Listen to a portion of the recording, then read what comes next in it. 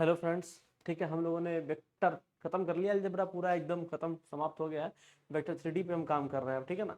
तो हम लोग लेक्चर 1 2 अपना कंप्लीट कर लिए हैं, थोड़ा हम एक स्टेप आगे बढ़ते हैं, ठीक है। तो लेक्चर 3 में आज हम शुरू करेंगे अपना direction ratios and direction cosines, ठीक है। हम लोग क्या स्टार्ट करने वाले हैं? डायरेक्शन रेशियो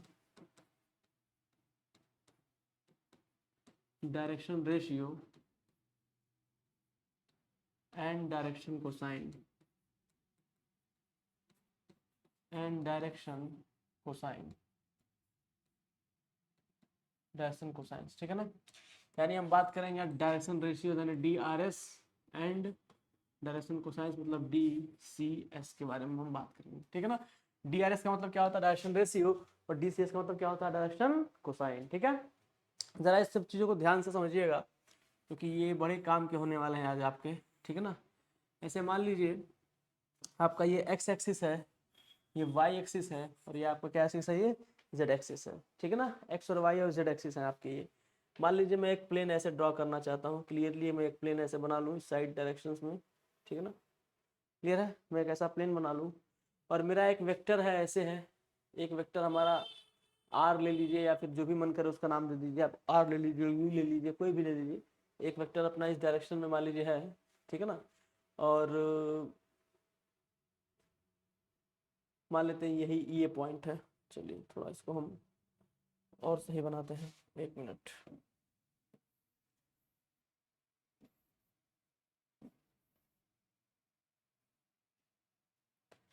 ठीक है, हमको इसी की चर्चा करनी है सिर्फ, तो हम अपना इसको कंप्लीट सही से बनाया जाए, ठीक है। तो मान लीजिए मैं अगर एक पॉइंट ऐसे ड्रॉ कर दूं, मैं एक पॉइंट यहाँ से लेता हूँ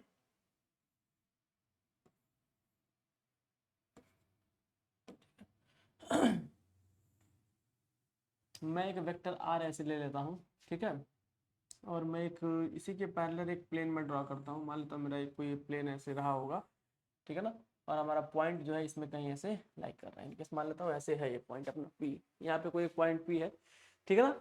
तो डायरेक्शन रेशियो डायरेक्शन कोसाइन क्या है कि if alpha beta gamma are the angle, if alpha beta gamma are the angle, आपके अल्फा बीटा गामा कैसे हैं? एंगल्स हैं, ठीक है ना। अल्फा जो है आपका वो पॉजिटिव यानी एंटी क्लॉकवाइज डायरेक्शन से, इस वेक्टर से एंटी क्लॉक डायरेक्शन से वो अल्फा डिग्री बना रहा होगा, ठीक है ना। वाई वाला जो है आपका वो बीटा डिग्री बना रहा होगा, और जेड वाले से कितना बना रहा होगा? गामा डिग्री ये बना रहा होगा, ऐसे एंगल, ठीक है ना। गामा बना रहा होगा, अल्फा बीटा एंड गामा ये बन रहा है, ठीक है ना।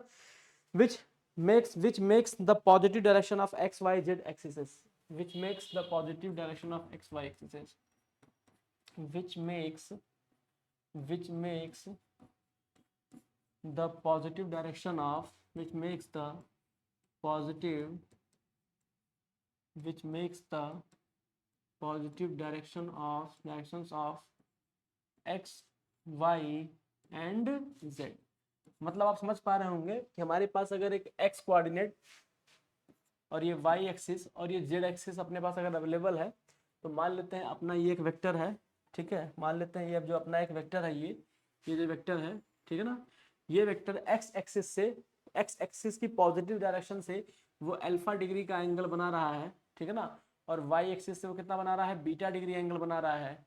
और z एक्सिस से वो क्या बना रहा है? आपका गामा डिग्री एंगल बना रहा है। मैं उल्टा वाई लिखता हूँ गामा को, ठीक है। आप जैसे भी प्रीफर करते हो वैसे आप लिख लीजिएगा, ठीक है ना। गामा ऐसे है, ठीक है ना, ऐसे बना रहा है अगर वो अल्फा, ठीक है। तो their direction cosines are then then then their direction cosines are then their then their direction cosines are direction then their direction cosines are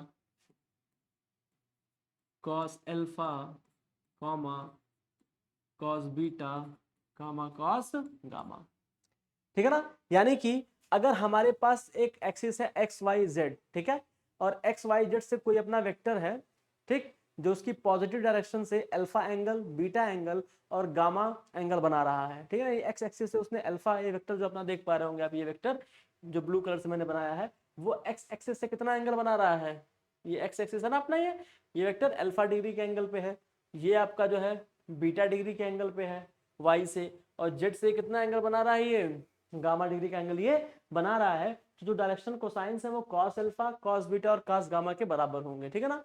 इनको हम ऐसे भी दिखाते हैं, इसको हम कैसे दिखाते हैं, ऐसे भी रिप्रेजेंट करते हैं, और एल एम एंड एम, इसको हम एल एम और एन से भी दिखाते हैं, ठीक है ना, और एल एम एन प्रेजेंटेशन, ठीक है ना,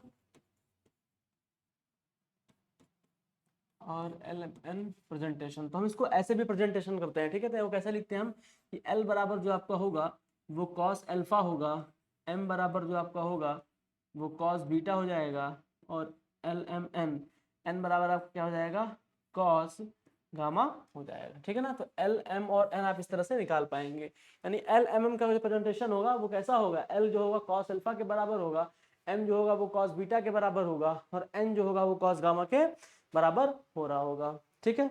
अब जरा यहाँ थोड़ी एक चीज जानने वाली है, जानने चीज ये है कि मैंने यहाँ लिखा था डायरेक्शन रेशियोज, मैंने यहाँ लिख रखा था ना, मैंने यहाँ पे लिखा था direction ratios and direction cosine. याद करिए वेक्टर अलजेब्रा में मैंने एक क्वेश्चन सॉल्व कराया था, जब मैं आपको एनसीईआरटी का टेक्स्ट बुक सॉल्व करवा रहा था, तो उसमें मैंने बताया था ना कि डायरेक्शन रेशियोज क्या होते हैं, डायरेक्शन कोसाइंस क्या होते हैं। तो जो डायरेक्शन रेशियो वही है, सिंपल, ठीक है ना। क्लियर है कि नहीं क्लियर है, अभी मैं क्वेश्चन कराऊंगा तो उससे काफी हद तक क्लियर हो जाएगा। यहाँ पे एक रिलेशन फॉलो होता है, वो रिलेशन ये फॉलो होता है कि L square plus M square plus N square equal to 1। अब आप पूछेंगे सर ये कैसे मिला हमको, दिमाग में आना चाहिए ना कि हाउ इट बिगेन, हमने इसको कैसे पा लिया सर, कैसे आप कह पा रहे हैं कि ये चीज सही है, या फिर आपका ये निकल के आ गया है। तो चलिए देखते हैं। अभी दूसरा निकल के आता है relation cos square alpha, L की वैल्यू कितनी है, कॉस अल्फा है वो, तो cos square alpha plus cos square beta plus cos square gamma equal to 1। हमने चीज देखा था, और याद करिए वेक्टर अलजेब्रा में मैंने इसको साइन के टर्म में भी क्या किया था, ब्रेक किया था, ठीक है ना। कॉस को आप अगर साइन के टर्म में लिखते हैं तो क्या हो जाएगा, आपको मिलेगा ये sine square alpha plus sine square beta plus sine square gamma equal to आपको क्या मिलेगा, ये 2, ये आपको क्या मिलेगा 2, क्या मिलेगा आपको ये 2, ठीक है। तो ये चीज हमने देख लिया था भाई, वेक्टर अलजेब्रा में इतना तो हम देख लिए थे। लेकिन जो आज नया ऐड हुआ है वो ऐड हुआ है एल एम और एन, और ये कैसे हमको मिला, थोड़ा इसको विजुलाइज करते हैं। विजुलाइज इसलिए करते हैं क्योंकि हमको फील करना है वेक्टर का टोटल, ताकि क्वेश्चंस कभी हमसे मिस्टेक्स ना हो, हम गलती से भी गलती ना करें, इसलिए, ठीक है ना। तो उन चीजों को थोड़ा हम देखते हैं और समझने की कोशिश करते हैं कि इसको हम कैसे कर सकते हैं। जरा ध्यान दीजिएगा, ये ऐसे है, ठीक है ना। मान लीजिए अपना एक हमने ऐसे बना रखा है ये, और एक वेक्टर अपना ऐसे आ रहा है, ठीक है ना, ऐसे बना रखा है ये चीज, ये हो गया, और ये आपका तैयार हो गया, ठीक है। ऐसे आपने बना लिया, एक बार आपने क्या कर लिया, ऐसे तैयार कर लिया है, ठीक है ना। और हमारा जो पी पॉइंट है, हम मान लेते हैं अपना, थोड़ा इसको मैं और बड़ा अच्छे से बनाने की कोशिश करूँ क्या, चलो देखो यार, इसको थोड़ा और सही बनाने की कोशिश करता हूँ, ठीक है।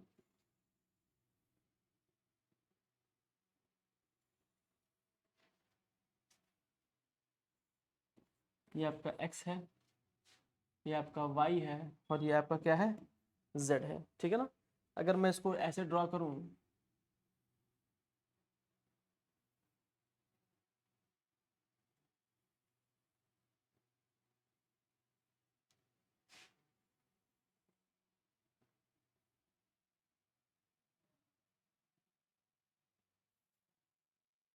ठीक है, मैं अगर इसको बनाऊं इसको, तो ये अपना तैयार, ठीक है।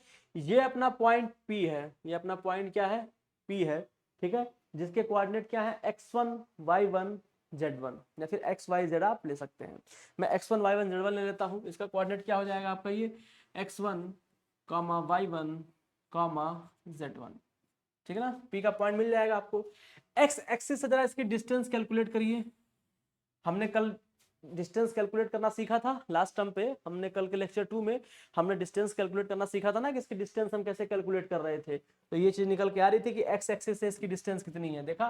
तो ये एक राइट एंगल ट्रायंगल फॉर्म हो रहा है ना अपना, ये बन रहा है कि नहीं बन रहा, राइट एंगल ट्रायंगल बन रहा है। क्लियर है? तो ये चीज हमने कल देखी थी कि कैसे डिस्टेंस फॉर्म करते हैं। अगर y एक्सिस से आप निकालते हैं, अगर y एक्सिस से आप ही निकालते तो क्या कैसा फिगर बनता है? ऐसा बनता। ये चीज ऐसे एक बन के आ रहा होता राइट एंगल ट्रायंगल टाइप का, एक ऐसा आपको दे रहा है ये y एक्सिस से, देख पा रहे होंगे आप, y एक्सिस से ऐसा मिल जा रहा है सिंगल हमको, ये 90 डिग्री अपना है, ये कितना है, ये 90 डिग्री बना रहा है, ठीक है ना? क्लियर है? और यहाँ पे ये ऐसे 90 डिग्री बना रहा है, ठीक है? ये चीज तो हमने कल देखी थी, इतना तो हम ये चीज हम देख चुके हैं कल, तो हमको इसमें कोई दिक्कत नहीं है, ठीक है ना? क्लियर है? जैसे ये 90 डिग्री अपना बना रहा था, कल हमने निकाला था ना कि x एक्सिस से पॉइंट P की डिस्टेंस निकाली थी, फिर y एक्सिस से एंड देन z एक्सिस से। अगर आप z एक्सिस से निकालें तो क्या होगा? अगर आप z एक्सिस से निकालते हैं इसके मान लीजिए डिस्टेंस हम z एक्सिस से कैलकुलेट करते हैं मान लीजिए P की, तो ये अपना मिलेगा ट्रायंगल, ये कुछ ट्रायंगल दिख रहा है अपना राइट एंगल ट्रायंगल टाइप का दिख रहा है। तो हम क्रमशः x y और z को हमने देख पा रहे हैं कि x एक्सिस से भी देख पा रहे हैं और y एक्सिस से भी देख पा रहे हैं हम, ठीक है? तो ये अपना x एक्सिस से डिस्टेंस था, ये अपना y एक्सिस से डिस्टेंस था, राइट एंगल ट्रायंगल ड्रॉ हो रहा है। देखो मैं इसको थोड़ा कलर कर देता हूँ। x वाला अपना ये है, ठीक है, देख पा रहे होगे, x वाला अपना ये है, ठीक है ना? y वाला क्या है तुम्हारा, ये तो नहीं आएगा, y वाला अपना ये है, ठीक है ना? y वाला अपना ये है, क्लियर है? समझ पा रहे हैं आप? x और y देख पा रहे होंगे आप ट्रायंगल, ठीक है ना? और z वाले को भी आप क्या कर पा रहे होंगे, इजिली देख पा रहे होंगे। z वाला आप यहाँ इस एक्सिस चलो चाहे उस एक्सिस चलो, पॉइंट वही लोगे तो भी तुम्हारा वही बनेगा, ट्रायंगल ही बन रहा होगा, ये भी राइट एंगल ट्रायंगल ड्रॉ कर रहा होगा इस तरह का, ठीक है? तो फील करोगे तो z वाला भी तुमको कैसा दिख रहा होगा, ऐसा एक राइट एंगल ट्रायंगल तुमको भी बनता हुआ दिखेगा, ठीक है ना? क्लियर है? तो ये चीज तो क्लियर हो गया भाई हमको कि x एक्सिस से y एक्सिस से निकाल लेते हैं, ठीक है ना? तो ये एंगल क्या बना रहा है, वो अल्फा बीटा एंड गामा, ठीक है ना? x एक्सिस से क्या एंगल बना रहा है ये वेक्टर, x एक्सिस से क्या एंगल बना रहा था ये अल्फा, देखो जरा x एक्सिस से ये कौन सा एंगल बना रहा था, कौन सा एंगल बना रहा था ये x एक्सिस से,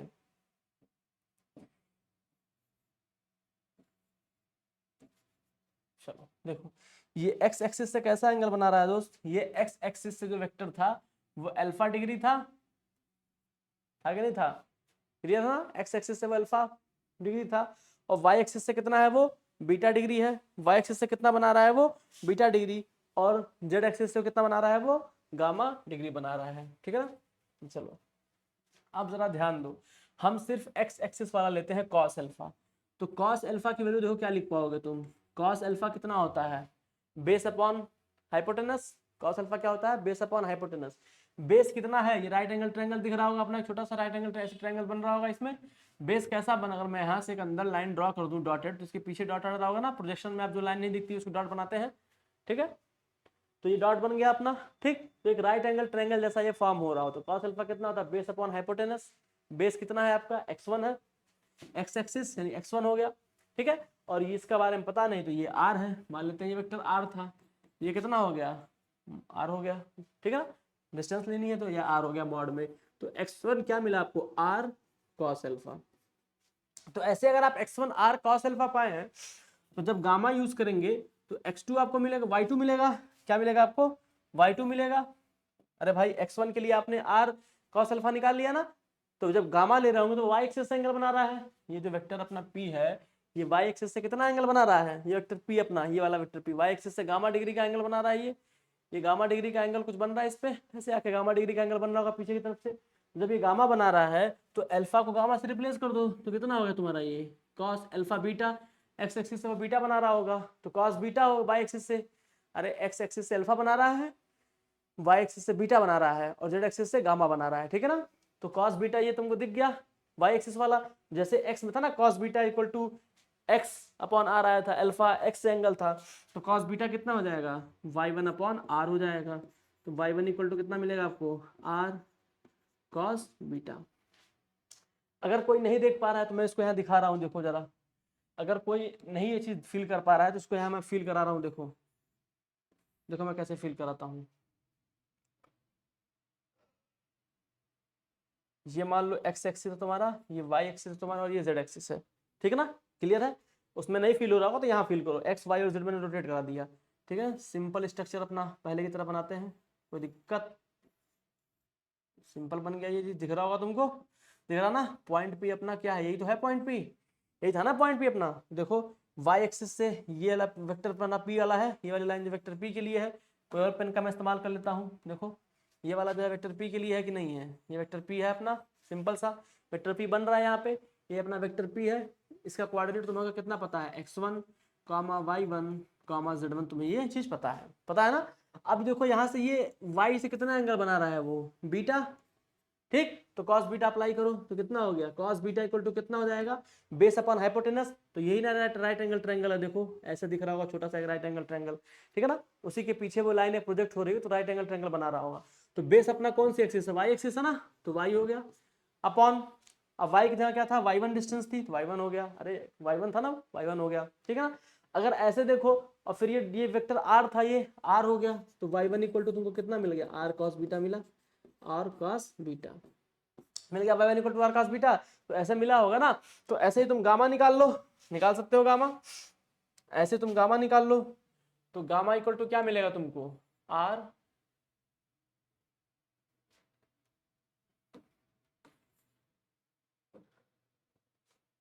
x मिल गया अपना r cos अल्फा, ओहो x मिल गया अपना कितना, r cos अल्फा, ठीक है ना, y मिल गया आपको r cos बीटा मिल गया, ठीक है ना।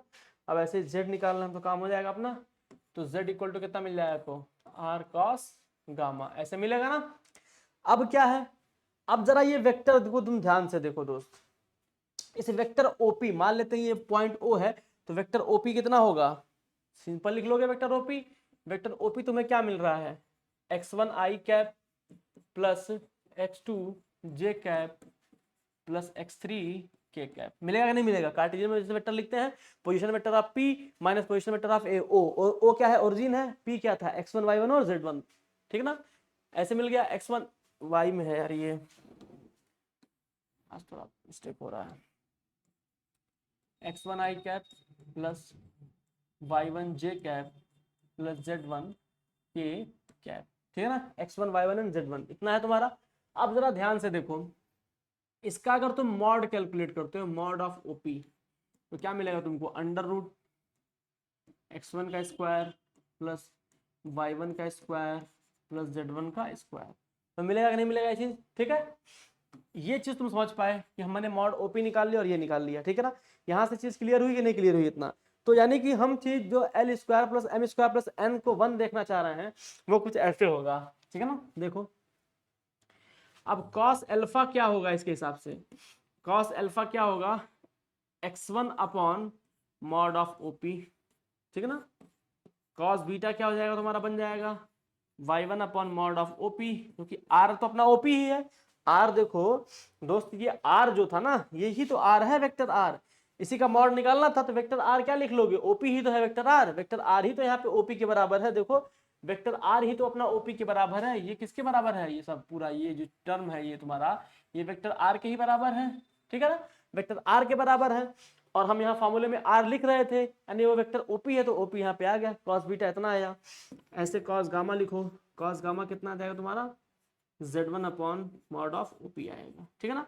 अब तुम सेटिस्फाई कराओ, क्या रिलेशन सेटिस्फाई करना था, cos square alpha plus cos square beta plus cos square gamma equal to 1 आ रहा है कि नहीं। तो cos अल्फा रखो, कितना है ये तुम्हारा, x1 square upon OP, OP का स्क्वायर मतलब यही चीज आएगा, क्या आएगा, x1 square plus y1 square plus z1 का स्क्वायर मिलेगा, प्लस देखो अब फिर इसका स्क्वायर करो, cos बीटा का तो क्या मिलेगा तुमको, ये y1 का स्क्वायर अपॉन, अरे भाई ये अंडर रूट में था ना, ये अंडर रूट में, तो ओपी का स्क्वायर लिख देना यहाँ पे, ओपी का स्क्वायर कितना मिलेगा तुमको, रूट हट जाएगा, क्या मिलेगा, x1 का स्क्वायर प्लस y1 का स्क्वायर प्लस z1 का स्क्वायर, ठीक है ना, क्लियर है। चलो अब वही चीज देखते हैं हम, यहाँ पे क्या हो गया, x1 का स्क्वायर प्लस y1 का स्क्वायर प्लस z1 का स्क्वायर, प्लस ऐसे तुम लोग z1 को लो, तो z1 का स्क्वायर अपॉन x1 का स्क्वायर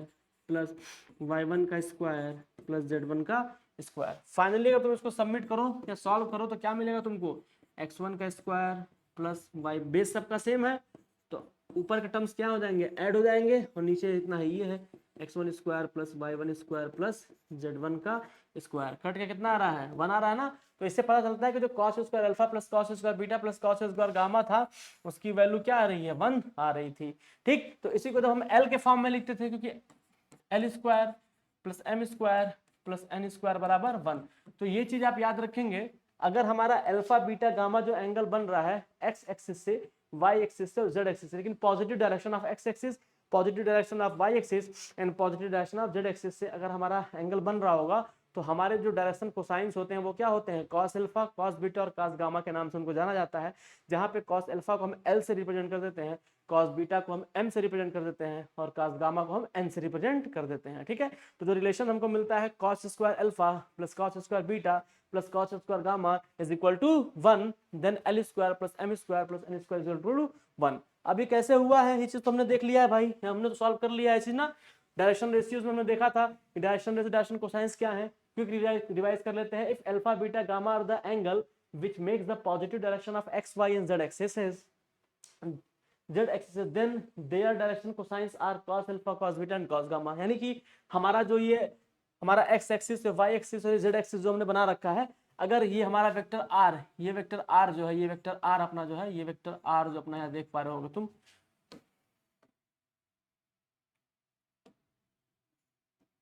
ये जो वेक्टर आर है, ठीक है, ये वेक्टर आर क्या कर रहा है एक्स एक्सिस के साथ। चलो इसको मैं और अलग अलग बना देता हूँ ताकि तुमको और अच्छे से समझ में आ जाए इसमें क्या है। अच्छा मान लो मैं एक्सिस ड्रॉ कर लूँ ऐसे, ठीक है ना, एक मैं एक्सिस ऐसे ड्रॉ करता हूँ, ठीक है दोस्त, और मैं मान लेता हूँ ये अपनी एक्स एक्सिस थी यहाँ पे, और ये वाई एक्सिस थी, और यहाँ पे जेड एक्सिस थी। मैं अलग अलग कलम से आप लोग को बना के मैं एक्सिस दिखा दे रहा हूँ। मान लेते हैं ये वेक्टर आर है अपना, ये क्या है, वेक्टर आर है, ठीक है ना। अब इस वेक्टर आर से एक पॉइंट मैं यहाँ पे मार्क कर लेता हूँ ऐसे, चलिए ठीक है ना। अब मैं इस पॉइंट मार्क किए गए पॉइंट से हम एक प्लेन ड्रॉ कर ले रहे हैं, ठीक है, कोई दिक्कत, मान लीजिए ऐसे होगा हमारा, बन रहा होगा यहाँ के आके कहीं कट कर रहा होगा ये पॉइंट पी अपना, ठीक है ना। तो ये जो अपना एंगल बना रहा होगा, ठीक है, एक्स एक्सिस के साथ, ये एक्स एक्सिस है, इसके साथ बना रहा होगा अल्फा डिग्री, ठीक है ना, और वाई एक्सिस के साथ क्या बना रहा होगा, एंटी क्लॉकवाइज दे रहे हैं हम, बीटा डिग्री, ठीक है ना, और जेड एक्सिस के साथ क्या बना रहा होगा, और जेड एक्सिस के साथ क्या बना रहा होगा, ये आपका gamma degree, alpha beta and gamma, Z के साथ एक गामा बना रहा है, ठीक है ना। आप देख पा रहे हो उस वेक्टर को, सिंपल।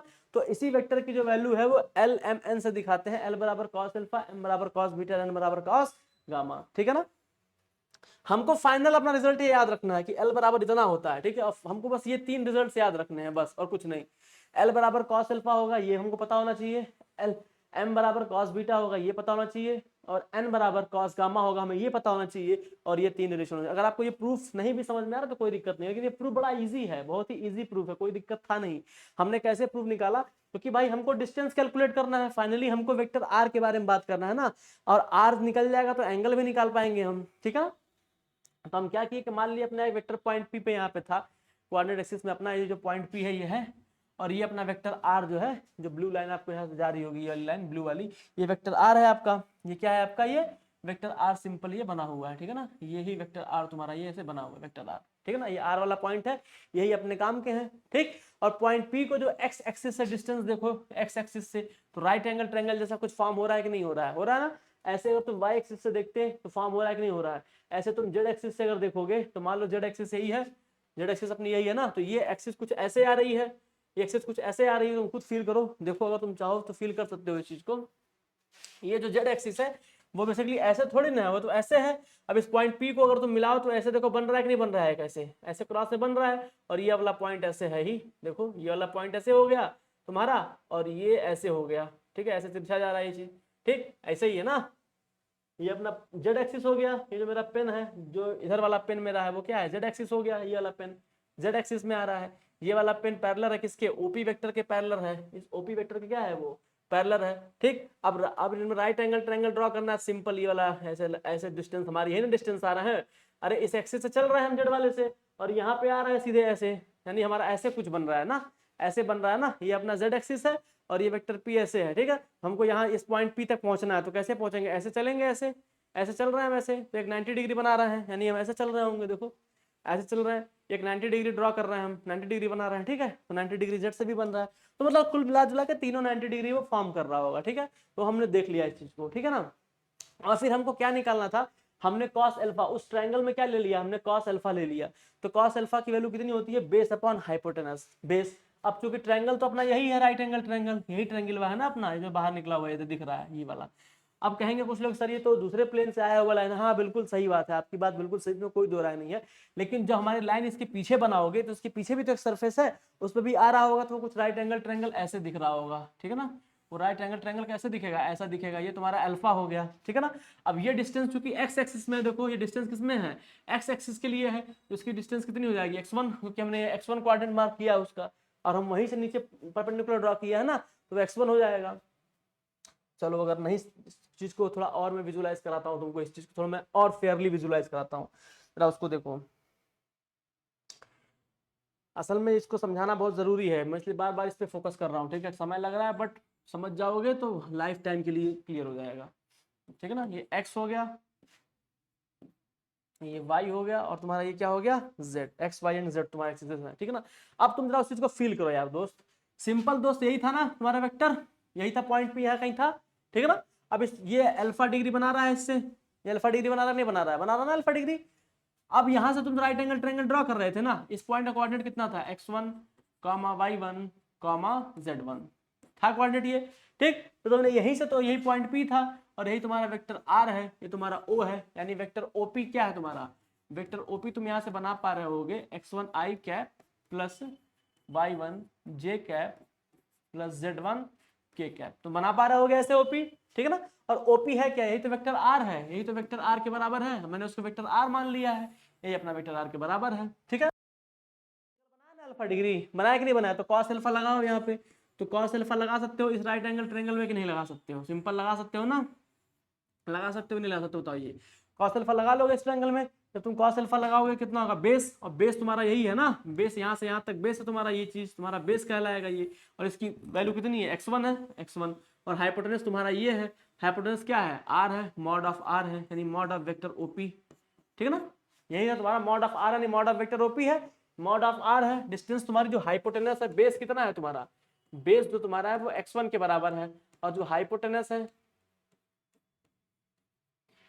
और जो आपका हाइपोटेनस है ये ओपी है ना, ये ओपी हाइपोटेनस है, क्या है तुम्हारा ओपी है, मतलब मॉड ऑफ वेक्टर ओपी है, ठीक है ना। तो यहाँ से मॉड ऑफ वेक्टर ओपी निकाल लोगे, कितना मिलेगा तुमको, x1 का स्क्वायर प्लस y1 का स्क्वायर प्लस z1 का स्क्वायर। हम लोग मॉड ऑफ ओपी कैलकुलेट करना हमको आता है, क्योंकि हम लोग वेक्टर पढ़ चुके हैं, vector algebra. Mod of OP निकल गया, मॉड ऑफ ओपी भी हमने क्या कर लिया, फाइंड कर लिया दोस्त, ठीक, सब फाइंड कर लिया। कॉस अल्फा निकाल लिया, यहाँ से कितना मिला, x1 equal to OP mod OP cos alpha, clear है, कोई दिक्कत किसी को, कोई समस्या। ऐसे तुम जब y1 निकालते हैं, यानी y एक्सिस को बात करते हैं हम, y एक्सिस की हम बात करते हैं, तो मान लेते हैं ऐसे है अपना वेक्टर है, ठीक है ना, है ऐसे वेक्टर अपना। इस बार हम इस एक्सिस को चेंज कर दे रहे हैं, यहाँ हम x ले ले रहे हैं, यहाँ y ले ले रहे हैं, यहाँ z ले ले रहे हैं, ठीक है ना। फील करो इस चीज को, ठीक है ना, इस चीज को तुम फील करो। अब हमारा कोऑर्डिनेट मान लेते हैं ये वेक्टर ऐसे p था, ये वेक्टर p था। अब चूंकि x में हमने क्या रख दिया, y रख दिया ना, तो ये y हो जाएगा और x हो जाएगा और ये z हो जाएगा, कोऑर्डिनेट हमें चेंज होंगे y1 x1 और z1। अरे सिंपल सी बात है दोस्त, ये तो सिंपल सा ज्योमेट्री है। मैंने क्या कर दिया, अपनी जो x एक्सिस थी, y एक्सिस जो थी अपनी अपनी, उसको मैंने क्या कर दिया, किनारे कर दिया है, या फिर कहो तो ले लें उसी में, कहो तो इसी में ले लें हम y एक्सिस में ही। ये पॉइंट P है अपना, तो चलो मैं ले लेता हूँ, चलो ठीक है, तुम कहो तो मैं भी ले लेता हूँ, कोई दिक्कत नहीं है, मैं तुमको यहाँ से बताता हूँ। पहले यहाँ से देखो, फिर मैं यहाँ से वापस बता दूंगा, समझ में तुमको आ जाएगा अभी तुरंत।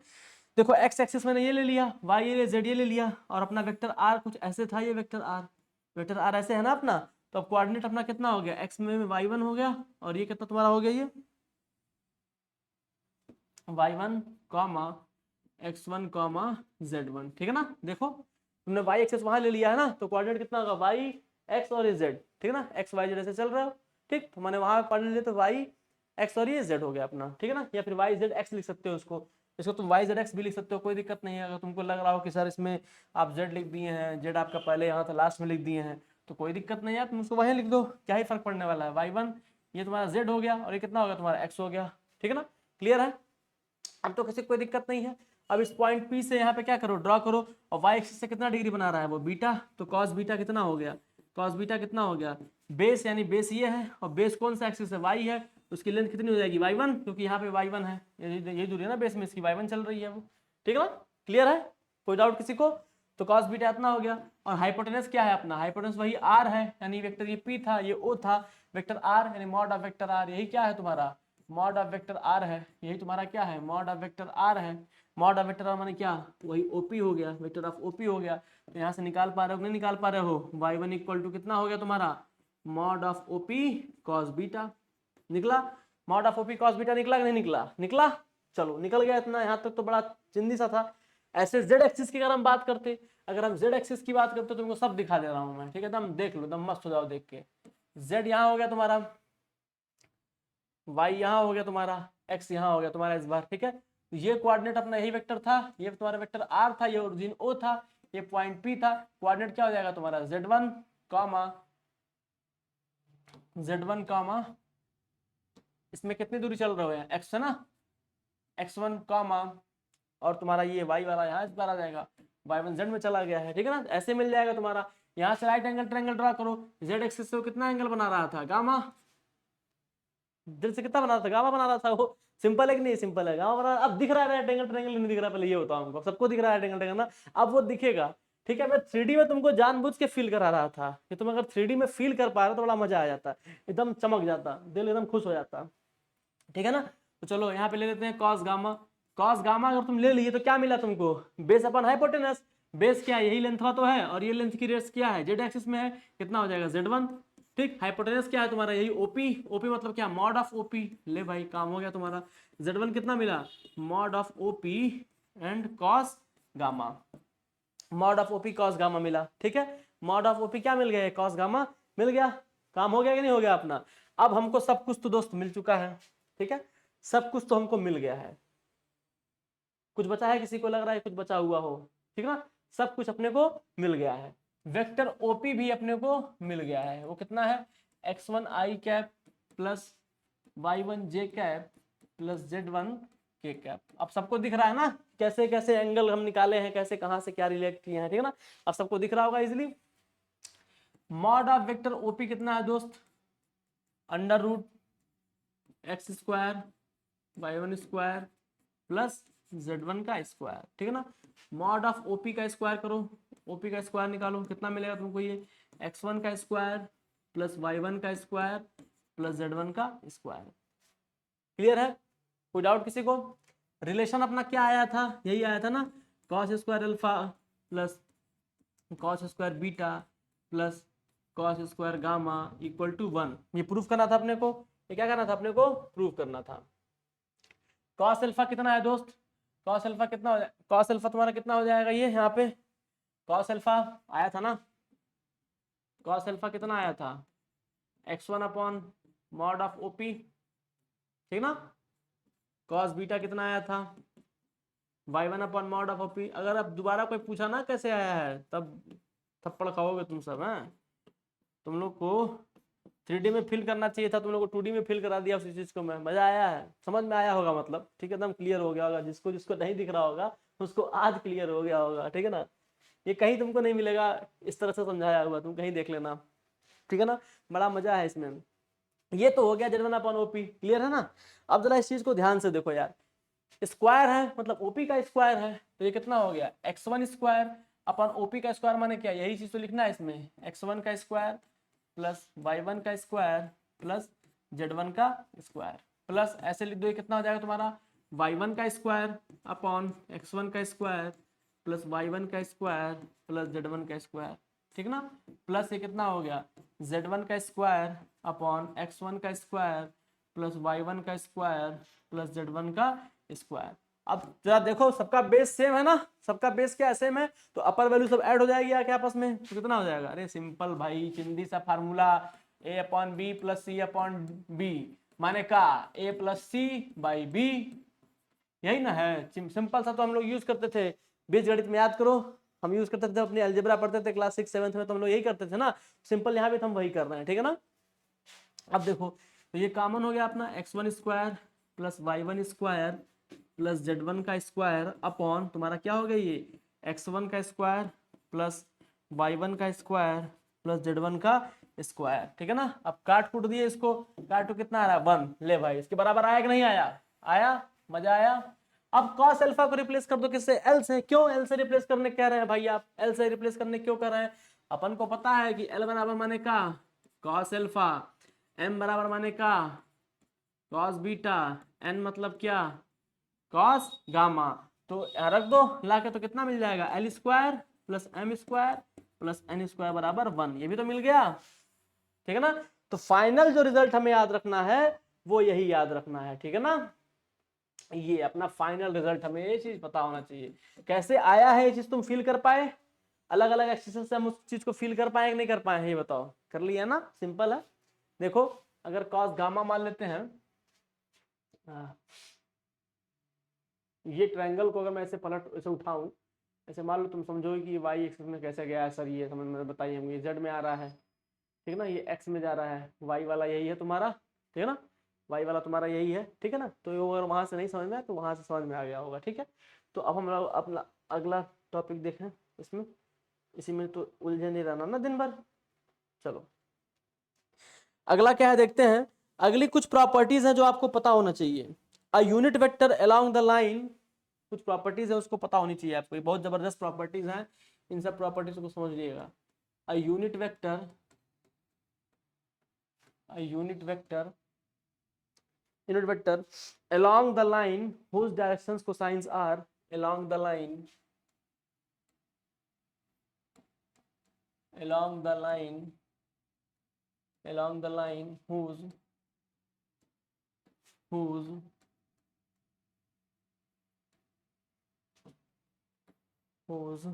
direction, whose direction cosine, whose direction cosines are cos alpha, cos beta, cos gamma, sines are, cosines are, इसे लगाओ, cos alpha, cos beta and cos gamma. कह रहा कि a unit vector along the line whose direction cosines are इतना, अगर उसके direction cosines इतने हैं तो आपको क्या बताने हैं, यूनिट वेक्टर बताने हैं, कौन सा यूनिट वेक्टर होगा। ठीक, तो पहली बात तो ये बताओ कि अगर डायरेक्शन कोसाइन दिया है तो तुम वेक्टर लिख पाओगे नहीं लिख पाओगे, लिख पाओगे नहीं लिख पाओगे। चलो एक चीज देखो, इसको समझने से पहले थोड़ा हम लोग यहाँ आते हैं, ठीक है ना। एक चीज देखो, जैसे मान लो अगर कोई वेक्टर अपने ऐसे लिखा है, वेक्टर आर ऐसे लिखा हुआ है, इसको तुम समझना, वेक्टर आर ऐसे लिखा हुआ है, A I cap plus B J cap plus C के कैप। तो डायरेक्शन रेशियो ये इसका होगा, जो डायरेक्शन रेशियो डीआरएस मतलब क्या, डायरेक्शन रेशियो, ठीक है ना। डायरेक्शन रेशियो अगर कोई वेक्टर लिखा है तो डायरेक्शन रेशियो क्या होगा, देखो आई जे और के कोफिशिएंट होंगे, मतलब ए कॉमा बी कॉमा सी, यही तुम्हारा क्या है, डायरेक्शन रेशियोज हैं। अगर डायरेक्शन कोसाइन कहता, डायरेक्शन कोसाइन कहता, क्या कहता, डायरेक्शन कोसाइन कहता, डायरेक्शन, अगर तुम्हारे डायरेक्शन कोसाइन कहता तो वो क्या हो जाता, सिंपल है ना, A upon mod of R, A upon mod of R comma B upon mod of R comma C upon mod of R, ठीक है ना। क्लियर है, ये तो डायरेक्शन कोसाइन हो जाता। तो यानी कि अगर कोई वेक्टर दे दे तो हम डायरेक्शन कोसाइन और डायरेक्शन रेशियो लिख सकते हैं ना, लेकिन अगर डायरेक्शन कोसाइन भी दे दिया है तो भी वो वेक्टर लिख लोगे आराम से, ठीक है ना। क्योंकि भाई उसका हमको डायरेक्शन रेशियो तो पता चल जाएगा ना, आर तो सबका सेम है, ये डायरेक्शन कोसाइन हो गया। अगर तुम्हारे पास डायरेक्शन कोसाइन है, डायरेक्शन रेशियो क्या क्या हो जाएगा, जो ऊपर वाला होगा ए बी और सी, देखो डायरेक्शन रेशियो वही है ना, ठीक। समझ में आई बात, नहीं समझ पाया बात। जैसे मैं कह दूं तुमसे कि डायरेक्शन कोसाइन, जैसे मैं तुमसे कह दूं डायरेक्शन कोसाइन जो है तुम्हारा वो है 2/3 कॉमा 4/3 कॉमा 9/3। तो डायरेक्शन रेशियो बताओ, डायरेक्शन रेशियो क्या हो जाएगा तुम्हारा, 2 4 और 9, सिंपल।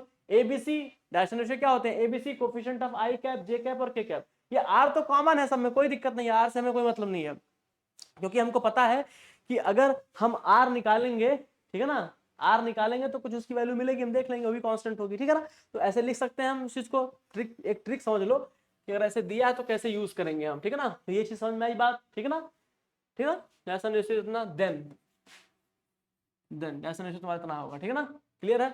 चलो अब इस पे वापस आते हैं हम लोग। A unit vector along the line whose direction cosine are इतना, देखो डायरेक्शन कोसाइन दे रखा है ना, तो वेक्टर क्या लिख रही, एक जगह कितना है cos अल्फा, देख पा रहे हो ना, बी की जगह क्या है cos बीटा और सी की जगह क्या है cos गामा। पीछे आओ, कंपेयर करो, देखो ए आई कैप जे कैप था, डायरेक्शन रेशियो इतना था, डायरेक्शन कोसाइन दे रखा है, इस बार ये दे रखा हुआ है ना, इस बार ये दे रखा हुआ है एबीसी इतना। चलो ठीक, तो वेक्टर तुम्हारा क्या हो जाएगा, कॉस अल्फा आई कैप प्लस कॉस बीटा जे कैप प्लस कॉस गामा के कैप। वेक्टर हो गया अपना, ये चीज सिंपल मिल गया तुम्हारा, वेक्टर यही होगा यूनिट वेक्टर। अब कह रहा है कि भैया इसका यूनिट वेक्टर निकालिए, यही ना, वेक्टर अपना क्या मिल गया, ए मिल गया, मान लेते हैं वेक्टर ए था, मिल गया। अब कह रहा है कि इसका ए कैप निकालिए, क्या रखना है, unit vector along the line whose direction cosine रखना।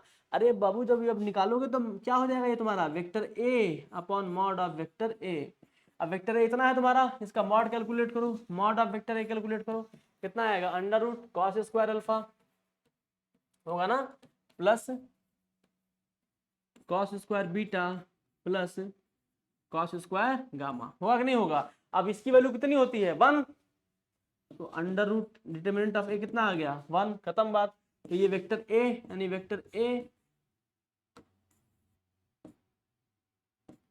Vector a upon 1, vector A कितना है तुम्हारा, सेम वही वेक्टर उधर गया, यानी कॉस अल्फा आई कैप, कॉस अल्फा आई कैप प्लस कॉस बीटा जे कैप, ठीक है ना, प्लस कॉस गामा के कैप। क्लियर है, इसे समझ में आया, ठीक है ना, तो सिंपल हो गया सॉल्व। यानी वेक्टर क्या मिल गया अपने को, यही वेक्टर मिल गया अपने को, सिंपल यही वेक्टर मिलेगा अपने को, यही आंसर हो जाएगा अपना, ठीक है। तो ये चीज पता होनी चाहिए। दूसरा लिखो पॉइंट, इंपॉर्टेंट पॉइंट है, ये सारे पॉइंट्स पते होने चाहिए तभी वेक्टर 3D में काम आपका अच्छे से हो पाएगा। दूसरा पॉइंट क्या है, if a line makes alpha beta gamma with the positive direction of x y and z then direction cosine of line इतना। ध्यान से देखो, डायरेक्शन कोसाइन अपना क्या होता है, डायरेक्शन कोसाइन, इसको सिंपल नेम लिखा था ना, डायरेक्शन ज्यादा लंबा लिखने से क्या है मतलब। डायरेक्शन कोसाइन अपना क्या होता है दोस्त, एल एम और एन, जहां पे एल क्या होता है कॉस अल्फा, ठीक है ना, एम क्या होता है कॉस बीटा, एन क्या होता है कॉस गामा।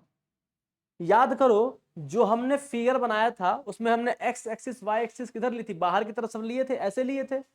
हो सकता है वो एक्स एक्सिस चीर के अंदर जा रहा हो, प्लस की तरफ ही पीछे भी जा रहा हो। जैसे मान लो हमने ये लिया ना ऐसे एक्स वाई और जेड, हमने मान लिया यहाँ पे एक्स है, ये वाई और ये जेड है। अब इसी एक्सिस को मैं ऐसे घुमा देता तो देखो ये एक्स वाला किधर चल जाता, दीवार छेद के चल जाता, वाई वाला ऐसे हो जाता और जेड वाला बाहर ऐसे बाहर आ जाता, ठीक है ना, बदल जाता। यानी जब हमने ऐसा लिया था पूरा पॉजिटिव में आ रहा था, ठीक है। तो डायरेक्शन कोसाइन जो अपना होता है, तो जो डायरेक्शन कोसाइन होता है, जो डायरेक्शन कोसाइन होता है वो कुछ ऐसा होता है, उसको हम लिखते हैं ऐसे plus minus l comma m comma n. क्यों, क्योंकि वो पॉजिटिव नेगेटिव कुछ भी हो सकता है। अगर ये प्लस में तुम्हारा जो वैल्यू आई है वही वैल्यू नेगेटिव में भी आ सकती है, ठीक है ना। तो plus minus l m n complete लिखा जाता है, ठीक है ना। उसे क्या लिखा जाता है, plus minus l m n लिखा जाता है। ये चीज आपको हमेशा हमेशा के लिए पता होनी चाहिए। या फिर इसको और भी लिख सकते हैं ऐसे, plus minus cos alpha cos beta and cos gamma, ठीक है ना। डायरेक्शन क्या है तुम्हारा, डायरेक्शन कोसाइन, डायरेक्शन क्या है तुम्हारा, ये डायरेक्शन कोसाइन है, ठीक है ना। क्लियर है, इसे कोई डाउट यहाँ तक, चलो अच्छी बात है। तब अगला महत्वपूर्ण पॉइंट देखते हैं क्या है, direction cosine of x axis हम देखते हैं, ठीक है ना। अब हम देखते हैं direction cosine of x axis क्या होता है, इसको भी समझते हैं। Direction cosine, direction direction cosine of x axis, direction cosine of x axis. अच्छा एक्स एक्सिस की बात कर रहा है ना, direction cosine of x axis, तो एक्स एक्सिस से कितना एंगल बनाता है वो अल्फा, ठीक। तो direction cosine of x axis, x axis का डायरेक्शन कोसाइन बताना है आपको। आप समझ पा रहे हैं, नहीं समझ पा रहे हैं, तो आप फील करिए इस चीज को, direction cosine of x axis. यानी अगर तुम्हारे पास मैं एक्सिस से ड्रॉ कर दूं, ठीक है ना, ये एक्स हो गया और वाई हो गया, ये जेड हो गया। Direction cosine of x axis यानी इस बार जो ये वेक्टर आर अपना यहाँ होता था ना दोस्त, ये वेक्टर आर किस पे आ गया है, एक्स एक्सिस पे आ गया है। इसका मतलब ये हुआ, समझ में आया। जो वेक्टर आर पहले किनारे हुआ करता था, क्या पूछा, direction cosine of x axis, x axis का डायरेक्शन कोसाइन। और जो हम लोग पढ़ते थे direction cosine cos alpha cos beta cos, किसके लिए था, वेक्टर आर के लिए था ना। तो वेक्टर आर तो कहीं भी हो सकता है, एक्स एक्सिस पे हो सकता है, वाई एक्सिस पे हो सकता है, जेड पे हो सकता है, स्पेस में कहीं हो सकता है, एनीवेयर इन स्पेस। तो ये जो आर है अपना इस बार कहाँ है, एक्स एक्सिस पे आ गया है ना। तो ये आर कहाँ पे है, ऐसे नहीं है, वो कैसे है, यहाँ पे आ गया है, वेक्टर आर पे आ गया, यानी एक्स एक्सिस पे आ गया है। तो ये जो वेक्टर आर है वो एक्स एक्सिस के साथ कितना एंगल बनाता है, अल्फा डिग्री। एक्स एक्सिस के साथ बने एंगल को क्या बोलते हैं, अल्फा। तो अल्फा कितना हो गया, देखो आर वेक्टर और एक्स दोनों क्या है, पैरेलल है, एंगल कितना हो गया, 0 डिग्री। ठीक, अब बाकी बीटा के बारे में देखो, बीटा कितना है, वाई एक्सिस से है ना, 90 डिग्री बना रहा है एक्स एक्सिस। ये वेक्टर आर है कैसा बना रहा है, 90 डिग्री नहीं, वो जो एक्स एक्सिस है वाई से कितने डिग्री पे है, 9 डिग्री। और एक्स एक्सिस खुद एक्स एक्सिस से क्या डिग्री का एंगल बनाएगा, 0 डिग्री का एंगल बनाएगा, ठीक है ना। और वाई एक्सिस के साथ कितना है, 90 डिग्री, और जेड के साथ कितना है, 90 डिग्री, 90 डिग्री, और जेड के साथ कितना है दोस्त ये, 90 डिग्री। समझ पाएंगे नहीं समझ पाए, पहले हमको ये बताओ, क्वेश्चन क्या कर रहा है, direction cosine of x axis, मतलब तुमको एक्स एक्सिस का डायरेक्शन कोसाइन बताना है। तुम्हें क्या बताना है, एक्स एक्सिस का डायरेक्शन कोसाइन बताना है। हम जो निकालते थे, याद करो बच्चा, जो हम निकालते थे ऐसे था ना, ये वेक्टर आर अपना ऐसे रहता था, ठीक ना। अब ये एक्स एक्सिस से अल्फा बनाता था, वाई एक्सिस से एंगल अपना कोई बनाता था ऐसा ना, एक्स एक्सिस से अल्फा बनाता था, वाई एक्सिस से बीटा बनाता था, और जेड के साथ गामा बनाता था, ठीक ना। वाई एक्सिस से बीटा बनाता था और जेड के साथ क्या बनाता था, ये गामा बनाता था, नहीं बनाता था ऐसा, ठीक है ना। अगर अपना ये एक्स वाई और जेड होता था तो, लेकिन ये वेक्टर आर बनाता था ना। ये क्या कहा है, direction cosine of x axis, और ये क्या था, direction cosine of r vector, यानी एक्स एक्सिस। इस बार अपना आर कहाँ है, एक्स एक्सिस बन गया है, आर जो है वो क्या है, एक्स एक्सिस हो गया है, ठीक है ना। यानी आर जो है अपना कहाँ आ गया है, एक्स एक्सिस पे आ गया है, यानी ये जो आर है कूद के कहाँ आ गया है, यहाँ पे एक्स एक्सिस पे ही आ गया है, ठीक है ना।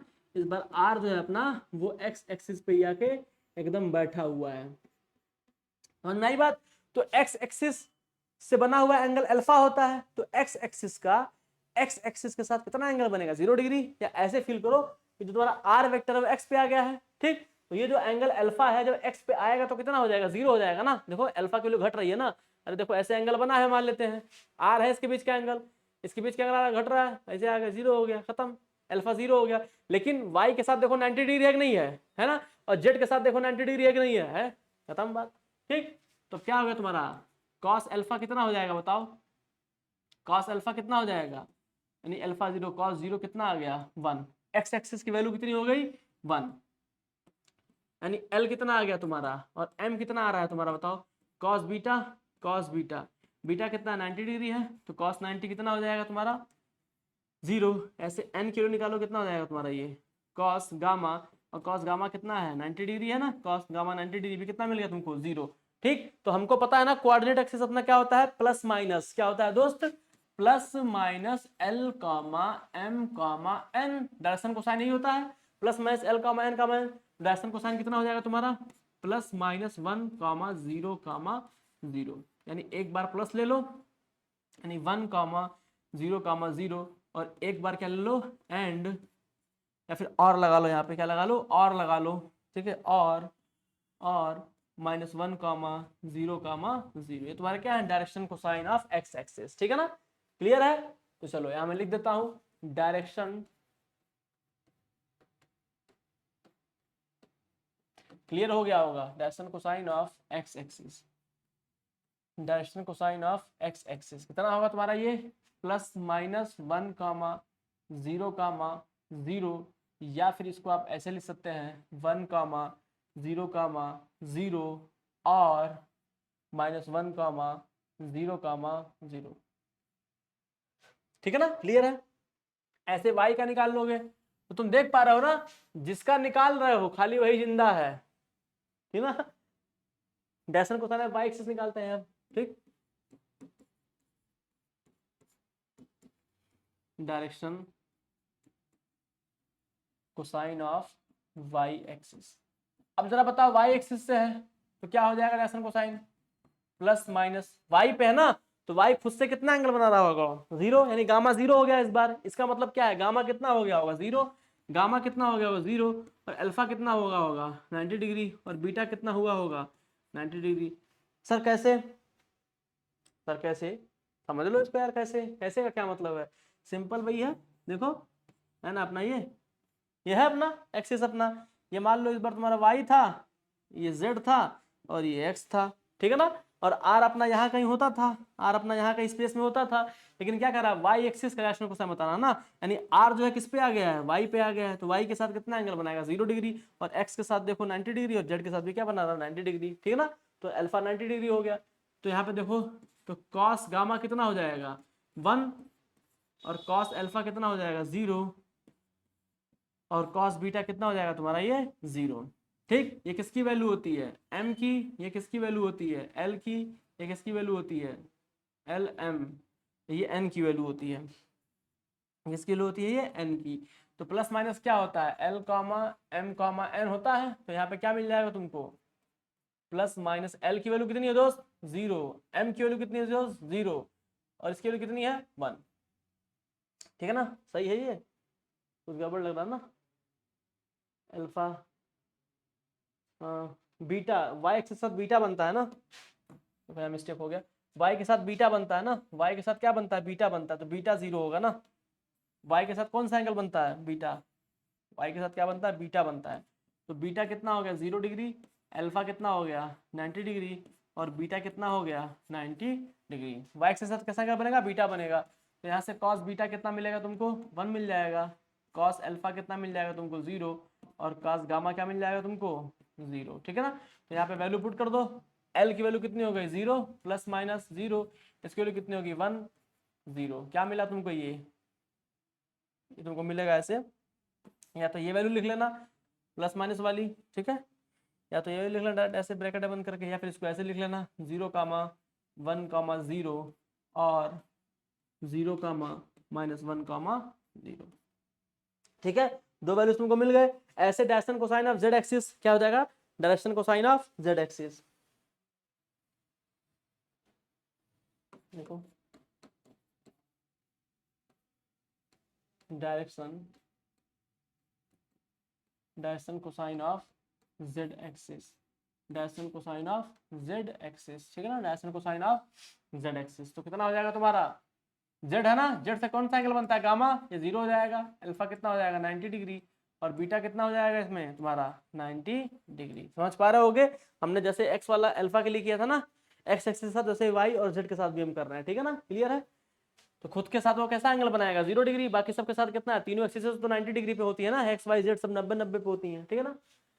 तो चलो यहाँ पे निकालो कॉस अल्फा कितना मिलेगा तुमको, कॉस अल्फा 0 मिल गया, यहाँ से निकालो कॉस बीटा कितना मिल गया 0 मिल गया, और कॉस गामा निकालो वो कितना मिल जाएगा तुमको 1, क्लियर है। और तुम्हारा होता क्या है ये plus minus l comma m comma n, यही क्या है, यही तुम्हारा एल है, यही क्या है एम है, और यही क्या है बंधु एन है। यहाँ पे लिखो कितना हो जाएगा प्लस माइनस क्या तुमको मिलेगा ये 0 0 1 0 कामा 0 कामा 1, या फिर इसको आप ऐसे भी लिख सकते हैं, या फिर इसको आप ऐसे लिख सकते हैं क्या 0 कामा 1 और 0 कामा 0 कामा माइनस 1, ठीक है, क्लियर है। तो direction cosine of x axis आपको मिल गया, वाई एक्सिस मिल गया, क्लियर है नहीं क्लियर है, ठीक है ना दोस्त। तुम्हें इतना पता होना चाहिए, ठीक है, यही होता है direction cosine of Z axis, ठीक है ना। ऐसे ही तुमको मिल गया होगा direction cosine of Y axis कितना होता है, ये चीज होता है, ठीक है ना। ये चीज कर पा रहे होगे तुम दिमाग में अपने डाल पाओगे, direction cosine of Y axis क्या होता है, जेड एक्सिस क्या होता है, ठीक है ना। तो ये चीज कर लोगे, क्लियर है, सिंपल है। चलो अब थोड़ा हम बात करते हैं डायरेक्शन रेशियोज की, डायरेक्शन रेशियो क्या क्या हो सकता है, ठीक है ना। डायरेक्शन कोसाइन तो अपना हो गया, उसकी कुछ हमने प्रॉपर्टी देख ली, अभी क्या है हम डायरेक्शन रेशियो की प्रॉपर्टी देखते हैं, ठीक है, ये जो कि बहुत इंपॉर्टेंट है, डायरेक्शन रेशियो की प्रॉपर्टी देखते हैं, क्योंकि 3D में अपनी बहुत काम आने वाली चीजें हैं, ठीक ना। अब जरा ध्यान से सुनो, direction ratio are multiply of direction cosine, direction ratios are multiply of direction cosine, देखो direction ratios are multiply of multiple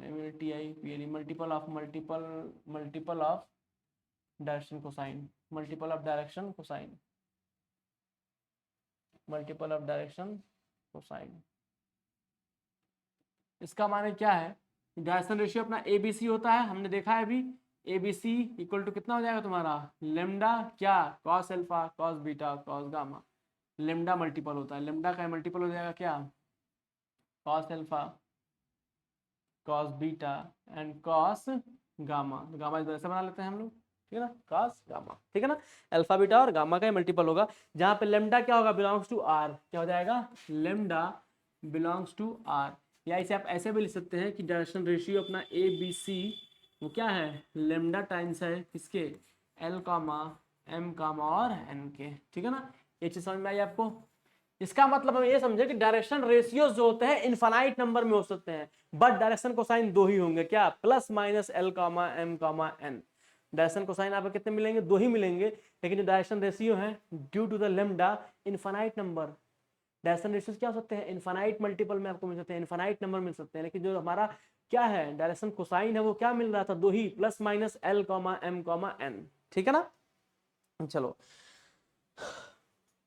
इसका मतलब क्या है, इसका माने क्या है, इसका माने ये है कि direction cosine, direction ratio of A line is not unique, ठीक, डायरेक्शन रेशियो जो होता है यूनिक नहीं होता, ठीक है ना, इनफाइनाइट होता है, इनफाइनाइट वैल्यू मिल रही है तुमको, मतलब direction ratio of a line, direction ratio of A line is not in, direction ratio of A line is not unique but infinite in nature, is not unique, is not unique, is not unique but infinite in nature, but infinite, but infinite, but infinite in nature, but infinite in nature, ठीक है ना।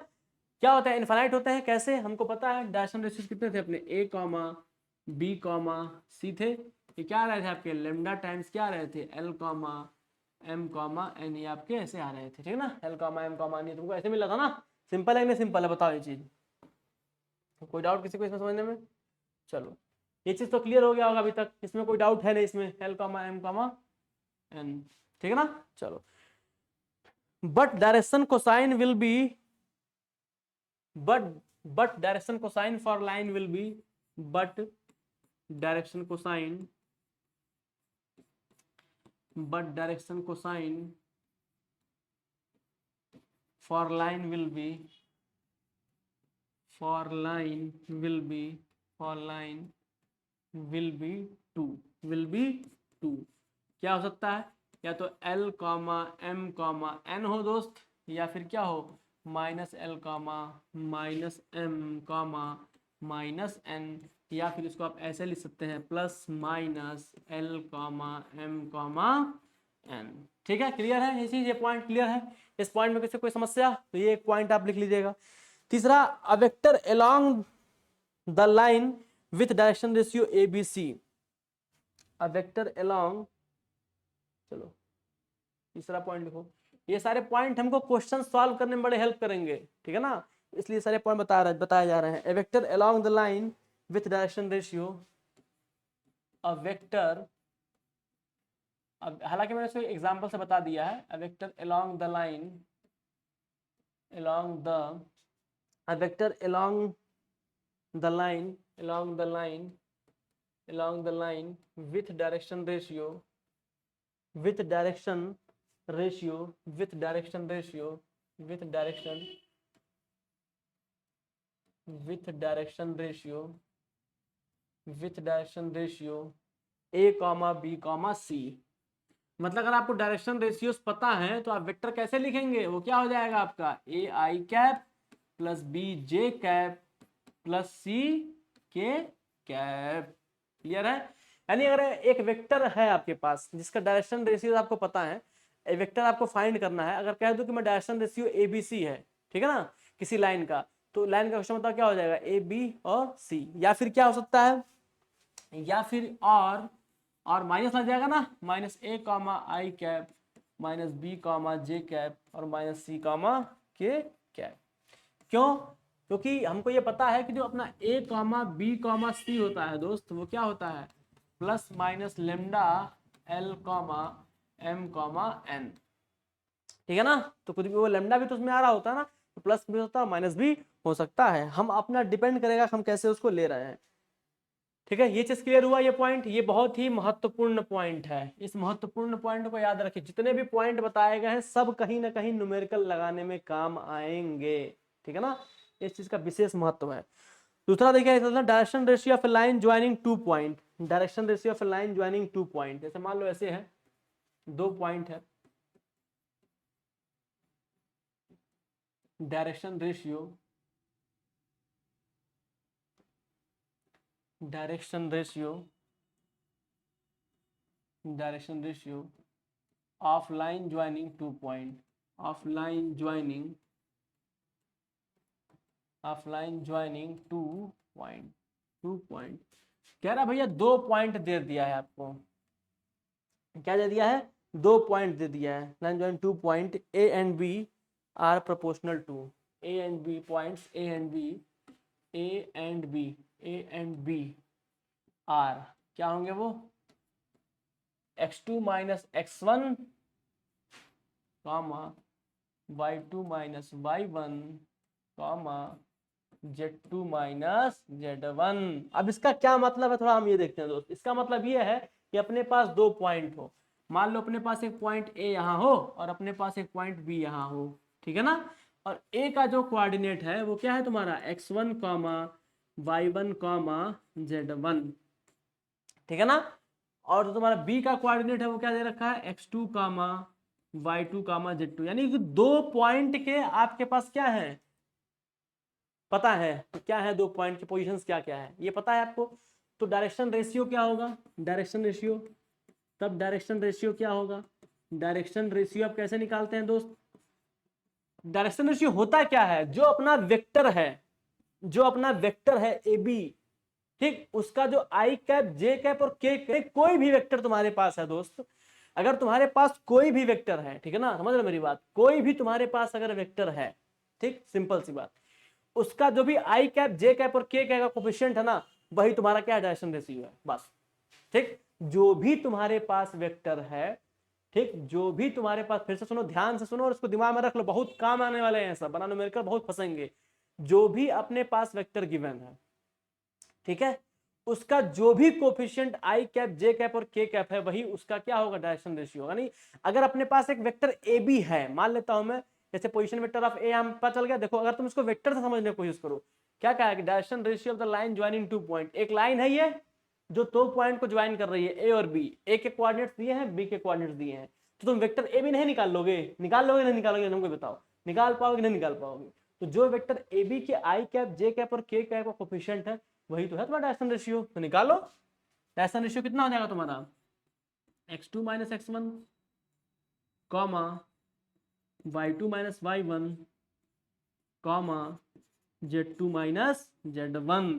अब कहोगे sir आप vector निकालने वाली बात कह रहे थे, हाँ तो वेक्टर निकालने बात मैं कहाँ गलत कह रहा था, वेक्टर से भी निकाल लो, वेक्टर से भी निकाल लो, भी दिखाता हूँ, ये डायरेक्ट हो गया। तुमको ये पता होना चाहिए, बॉक्स के अंदर का चीज तुमको एकदम पता होना चाहिए, ये सब ब्रह्मास्त्र है तुम्हारे लिए।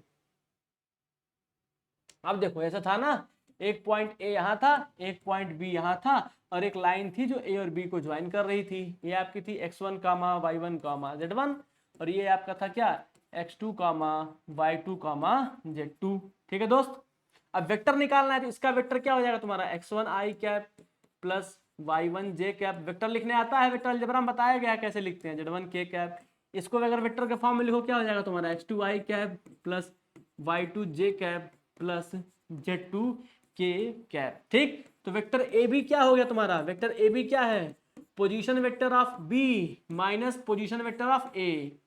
समझ रहे हो बात, position vector of B and P B मतलब क्या, position vector of B position vector of A. Position vector B का कितना है, अगर पॉइंट पता है तो बी का पोजीशन वेक्टर यही हो जाएगा, कितना हो जाएगा, x2 i cap plus y2 j cap plus z2 k cap. एक ब्रैकेट में ये आ गया माइनस पोजीशन वेक्टर ऑफ ए, मतलब ए का पॉइंट ये था तो पोजीशन वेक्टर निकाल लोगे। ठीक, ओरिजिन के रिस्पेक्ट में निकालते हैं position vector, x1 i cap plus y1 j cap plus z1 k cap. ठीक है, अब जरा देखो यहाँ पे तुम्हारा आई कैप है, कॉमन ले लो, आई कैप कॉमन, तो क्या मिला तुमको, x2 माइनस x1, ठीक, प्लस ऐसे ही जे कैप कॉमन ले लो, क्या कॉमन ले लो, जे कैप कॉमन ले लो, तो क्या मिल जाएगा तुमको, y2 माइनस y1, ठीक है ना, प्लस ऐसे ही k कैप कॉमन ले लो, क्या मिल जाएगा तुमको, z2 माइनस Z1 यही तुम्हारा क्या है दोस्त, यही तुम्हारा वेक्टर ए बी है ना, यही तुम्हारा क्या है, वेक्टर ए बी है कि नहीं, ये बताओ, यही तुम्हारा वेक्टर ए बी है। देखो यही तुम्हारा वेक्टर ए बी आया। अब इस जो वेक्टर ए बी का जो कोफिशिएंट है आई कैप जे कैप के, वही तो है डायरेक्शन रेशियो, यहाँ देखो सिंपल, वही है कि नहीं है, x2 minus x1 y2 minus y1 z2 minus, वही है कि नहीं है। तो यानी कि जब भी आपके पास एक वेक्टर दे दे, ठीक, समझ मेरी बात को, जब भी आपको क्या करे, एक वेक्टर दे दे तो उसका डायरेक्शन रेशियो क्या, जो आई कैप जे कैप के का कोफिशिएंट वही, ठीक। या फिर अगर डायरेक्शन रेशियो दे दे तो वेक्टर बना लोगे, सिंपल सिंपल बना लेंगे। एबीसी है, ए आई मान लेते डायरेक्शन रेशियो एबीसी है, वेक्टर क्या हो जाएगा, A I cap plus B J cap plus C के कैप, सिंपल है, बहुत आसान है, कोई दिक्कत नहीं है इसमें, ठीक है ना। अब चलिए, अब थोड़ा हम लोग कुछ और डिस्कस कर लें इसमें, ठीक है। अभी इतने तक में तो किसी कोई समस्या नहीं हो, नॉर्मल है इतना, ठीक है ना। अभी क्या है कि इस चीज में मैं एक बार समराइज कर देता हूँ सारा, ठीक है, एक बार मैं सारा समराइज कर देता हूँ क्योंकि बहुत ज्यादा ये थियोरेटिकल पोर्शन है, ठीक है ना। अब हालांकि थियोरेटिकल पोर्शन है लेकिन है जबरदस्त, है जबरदस्त, ठीक है। एक बार आप समझ गए, मेहनत कर गए तो काम आपका बन गया, ठीक है ना, काम आपका क्या हो गया, बन गया। चलो इसमें थोड़ा और को भी कुछ लिख लो यार, इसमें थोड़ा यार और भी कुछ लिख लो, समझ रहे हो मेरी बात। इधर गया, इसमें थोड़ा कुछ और भी लिख लो, इसमें ये लिख लो इस पेज में, ठीक है, इस पेज में थोड़ा ये भी लिख लो कि जैसे मान लो डायरेक्शन कोसाइन कहता तो क्या करता है, चलो वो तो निकल जाएगा, कोई दिक्कत, डायरेक्शन कोसाइन निकाल लेंगे, जो वेक्टर मिल गया उसका मॉड निकाल लेंगे, तो अपने को पता है तो इसमें लिखने जरूरत नहीं, ठीक है, सफिशिएंट है, दैट्स गुड, ठीक है ना, मुझे तो बताने की जरूरत है क्योंकि भाई वो कर चुके हैं हम लोग, तो क्यों ही उसको बार बार किया जाए, कि नहीं, जो चीज़ हो चुकी है इजिली वे में तो उसको हम लोग क्यों बार बार अपना लेके समय वेस्ट करें, इससे बढ़िया कुछ नया सीख लेते हैं। तो चलो कुछ नया सीखते हैं हम लोग। अब हम क्या करेंगे, एंगल बिटवीन टू लाइन निकालेंगे जब दोनों लाइंस के क्या हो। अच्छा ये तो एंगल बिटवीन टू लाइन हम कैसे निकालते थे, जब दो वेक्टर पता होता था तो निकाल लेते थे। अब ये क्या चेंज करेगा, आपसे ही पूछेगा क्या 3D में भी आके कि दो वेक्टर के बीच का एंगल निकालो, कुछ बदलेगा कि नहीं बदलेगा, क्या बदलेगा, देखो अगर आपसे कहा जाए कि फाइंड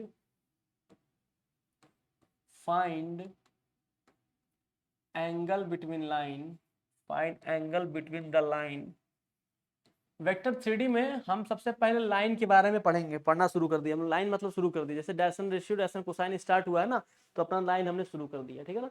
अभी हम लाइन का एंगल निकाल लेते हैं पहले, फिर लाइन का इक्वेशन निकालेंगे हम, ठीक है ना, क्या ही दिक्कत है, हम कर सकते हैं ऐसा, क्या ही फर्क पड़ता है। हम लाइन का इक्वेशन क्या करेंगे, पहले नहीं निकाल रहे हैं हम, ठीक है ना, पहले क्या है कि लाइन के क्वेश्चन बता देते हैं लोग, लेकिन मेरा अलग है थोड़ा, मैं क्या करता हूँ पहले आपको दो लाइंस के बीच का एंगल निकालना सिखाता हूँ, ठीक है ना, क्यों बता रहा हूँ मैं, ठीक है ना, क्योंकि डायरेक्शन कोसाइन हम लोग पढ़े हैं तो उससे मैं इसको रिलेट कर रहा हूँ, ठीक है ना। अगर दो वेक्टर गिवन हो तब तो आप आसानी से डॉट प्रोडक्ट निकाल के एंगल निकाल लेते हैं, लेकिन यहाँ मैं क्या दे रहा हूँ, देखो find the angle, find angle between line ना, find the angle of line, find the angle between the line होना चाहिए, find the angle between the line, find the angle between the line, between the line when, condition आ गया, when direction cosine are given, when direction cosines are given, when direction cosine are given, cosine are given. अच्छा दोस्त हमको एक बात जरा समझाओ, इस पॉइंट को समझने से पहले जरा हमको एक बात तुम समझाओ, हमको ये निकालना ना find the angle between line when direction cosine are given, हमको ये चल निकालना है, लेकिन इसको निकालने से पहले मैं आपसे एक चीज जानना चाहता हूँ। जैसे मान लीजिए मैं एक वेक्टर ऐसे लिख रहा हूँ, मान लेते हैं ये वेक्टर है अपना A I cap plus B J cap plus C के कैप, ठीक है ना, A I cap plus B J cap plus C के कैप अपने पास एक वेक्टर है, ठीक है ना। इसका डायरेक्शन रेशियो क्या है, इसका डायरेक्शन रेशियो क्या है भाई, इसका डायरेक्शन रेशियो क्या है, ए कामा बी कामा और सी। इसका डायरेक्शन कोसाइन क्या है दोस्त, L comma M comma N, जहाँ पे एल क्या है, A upon mod of this vector, इसका नाम मैं देता हूँ ए, वेक्टर ए, ठीक है ना, मॉड ऑफ ए m क्या है तुम्हारा b upon mod of vector a, n क्या है अपना c upon mod of vector a। अब जरा ये बताओ, ये जो वेक्टर है, जो अपना वेक्टर ये तुमको दिख रहा है यहाँ पे, और ये जो डायरेक्शन कोसाइन है, डायरेक्शन कोसाइन और उस गिवन वेक्टर की डायरेक्शन क्या है, सेम है, सेम है भाई। उसी वेक्टर के लिए तो लिखे हो, उसी वेक्टर के तो लिखे हो। ऐसे मैं तुमसे कहूँ कि मैं अभी, मुझे अपने घर से कॉलेज जाना है, ठीक है ना, मैं मानता हूँ कि मेरा घर है एक प्लेस पे और वहां से दूसरे प्लेस पे 6 किलोमीटर डिस्टेंस पे मेरा कॉलेज है, ठीक है।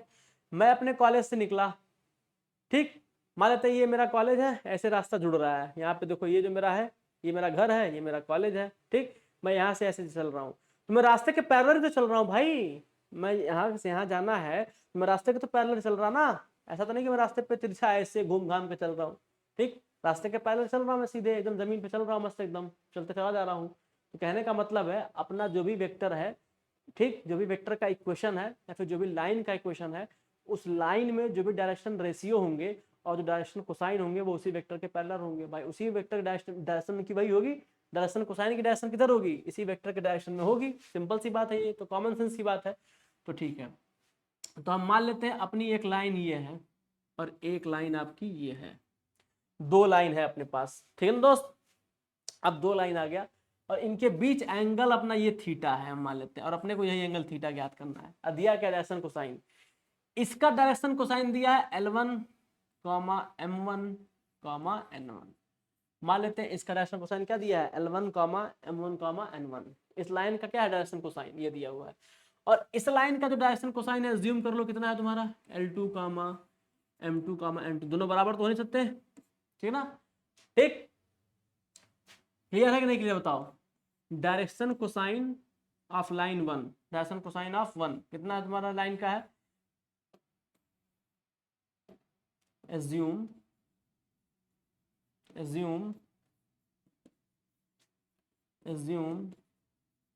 Direction cosine of line, direction cosine of line 1। मान लेते तुम्हारी ये 1 वाली लाइन है और ये वाली जो तुम्हारी है 2 वाली लाइन है, ठीक ना। ये 1 वाली लाइन थी, ये 2 वाली लाइन थी। मान लेते हैं ये तुम्हारा लाइन 1 है, लाइन 2 है। ऑफ लाइन 1 इक्वल टू कितना हो गया तुम्हारा, L1, M1, N1। और फिर क्या हो जाएगा, direction cosine of line 2 equal to क्या हो जाएगा तुम्हारा, L2, M2, और ये N2। अब जरा बताओ, ये जो डायरेक्शन कोसाइन निकाले वो उसी वेक्टर के डायरेक्शन में ही है, तो जो इन दोनों वेक्टर के बीच का एंगल होगा वही एंगल उनके डायरेक्शन कोसाइन का भी तो होगा, ऑब्वियस सी बात है। क्योंकि भाई ये अगर अपना लाइन है, ये अपना लाइन है और इस लाइन का डायरेक्शन कोसाइन ये है, तो ये जो डायरेक्शन कोसाइनवा है इसी वेक्टरवा पे है ना, इसी वेक्टरवा के लिए तो है कि नहीं है ना। तो जो इन दोनों वेक्टर के बीच का एंगल होगा वही एंगल उनके डायरेक्शन कोसाइन का भी होगा, ठीक। काम हो गया अपना, ठीक। अब डायरेक्शन कोसाइन पता चल गया है। वेक्टर लिखने आता है कि नहीं आता है, वेक्टर लिखने हमको पता है ना। अगर डायरेक्शन कोसाइन पता हो तो लाइन का क्वेश्चन कैसे लिखेंगे, देखो अब देखो, डायरेक्शन कोसाइन लिखा हो तो लाइन का क्वेश्चन कैसे निकलेंगे सर। सर आप बताए नहीं, अरे बताए नहीं है, देखो भी दिखाते हैं, एकदम दिमाग दौड़ाओ देखो यहाँ पता है ना। A unit vector along the line whose direction cosine, इसका डायरेक्शन कोसाइन दिया है तो हम वेक्टर लिख लिए, तो फटाक से वही उतार देना है जो डायरेक्शन कोसाइन दिया था। जैसे अगर डायरेक्शन कोसाइन मान लो अगर LMN होता, क्या होता, LMN होता मान लो इन केस, ठीक है ना। चलो ठीक है, ये यहाँ पे देखो यही है ना, यही क्या था तुम्हारा L है और यही क्या है तुम्हारा M है और यही क्या है तुम्हारा N है, ठीक है ना। तो देखो देखो इसको ऐसे लिख सकते थे कि नहीं लिख सकते, LI cap plus MJ cap plus NK cap, लिख सकते हो नहीं लिख सकते बताओ। तो क्यों लिखे हैं वो इतना हम, क्योंकि कॉस अल्फा L के बराबर, cos beta M, cos gamma N के बराबर होता है। देखो हमारे पास क्या था, डायरेक्शन कोसाइन था और ये वेक्टर लिख लिया हमने, यानी डायरेक्शन कोसाइन के साथ क्या कर देना है, उसको कार्टेशियन फॉर्म में दिया हुआ डायरेक्शन कोसाइन अपना उसको वेक्टर फॉर्म में लिख दीजिए, बस खत्म बात, वही आपका वेक्टर का इक्वेशन बन जाएगा। तो वही करते हैं, ठीक है ना।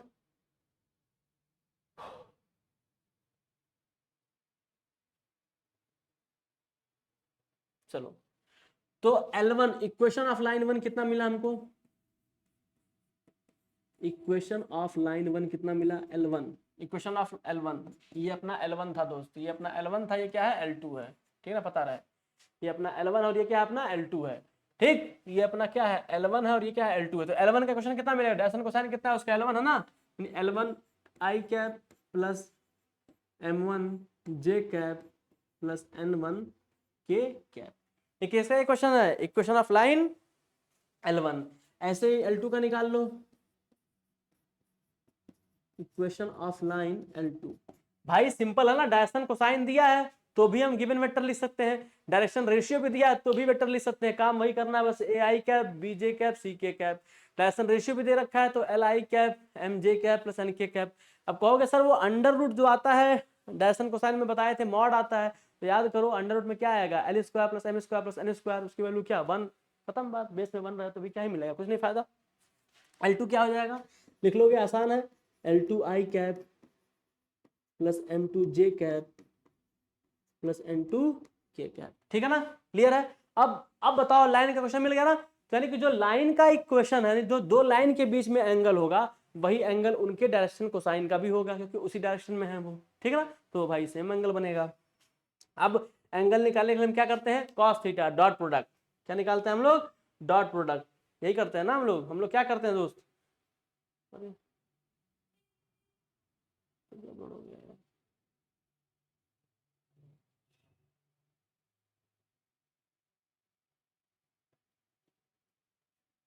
देखो यहाँ पे angle between line, angle between line when direction cosine are given, when direction cosine are given, when direction cosine are given, ठीक है ना, यही था ना, angle between line when direction cosine are given, ऐसे मान लो ऐसे था ये, ठीक है ना, चलो मैं यही बता देता हूँ, तो हो गया जो है हो गया, ठीक है ना, देखो यही है।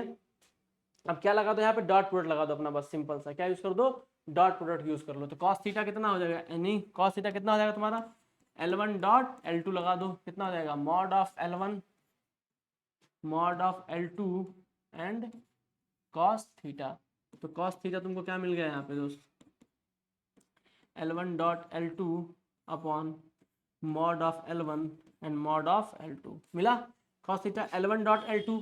जब दो वेक्टर मल्टीप्लाई होते हैं तो क्या करते थे हम, उनका जो कोफिशिएंट होता था आई को आई से मल्टीप्लाई करते थे, जे को जे और के को के वाला मल्टीप्लाई करते, बाकी क्या हो जाता था, जीरो हो जाता था, तो पता है हमको, अब ये चीज बताने की जरूरत नहीं है। अब cos थीटा कितना हो जाएगा आपका, वो L1 L2, L1 dot L2 निकालेंगे तो कितना हो जाएगा, L1 L2 plus M1 M2 plus N1 N2। अब जरा ध्यान से देखो, मॉड ऑफ L1, तो मॉड ऑफ L1 कितना हो जाएगा, अंडर रूट L1 का स्क्वायर प्लस M1 का स्क्वायर प्लस N1 का स्क्वायर, ऐसे निकालो मॉड ऑफ कितना L2, कितना हो जाएगा तुम्हारा वो L2 का स्क्वायर प्लस M2 का स्क्वायर प्लस N2 का स्क्वायर, इसकी वैल्यू कितनी होती है 1, इसकी वैल्यू कितनी होती है 1, तो cos थीटा कितना आ गया, इसकी वैल्यू कितनी होती है 1, तो तुम्हारे पास cos थीटा कितना आ गया, तुमको cos थीटा मिल गया ना, ये L1 L2 plus M1 M2 plus N1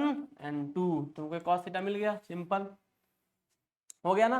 यानी अगर डायरेक्शन कोसाइन दिया है तो क्या करो, दोनों वेक्टर्स के डायरेक्शन को कोसाइन को आपस में मल्टीप्लाई करो, L1 वाले को L2 से और M2 को M1 से और N2 को N1 से मल्टीप्लाई करके ऐड कर दो, वही तुम्हारा क्या हो जाएगा, एंगल बिटवीन टू लाइन, ठीक है।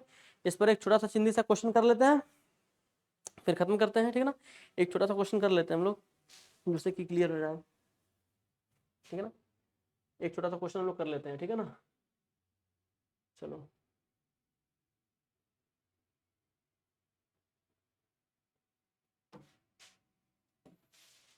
एक छोटा क्वेश्चन हम कर लेते हैं, हम लोग डायरेक्ट ही कर लेते हैं छोटा सा क्वेश्चन, चलो एक छोटा सा क्वेश्चन हम लोग ट्राई कर लेते हैं फिर क्लास खत्म करते हैं, ठीक है ना, प्रैक्टिस कर लो क्वेश्चन, फाइंड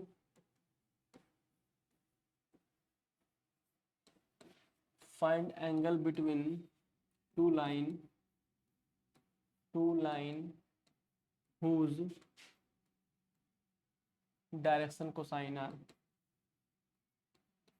बड़ी मजे की बात है, डायरेक्शन कोसाइन दिया हो या डायरेक्शन रेशियो दिया हो, सबकी बात एक ही है, ठीक है ना। Full direction cosine are, full direction cosine are, full direction cosine, तो भी ऐसा ही निकलेगा, ठीक है ना।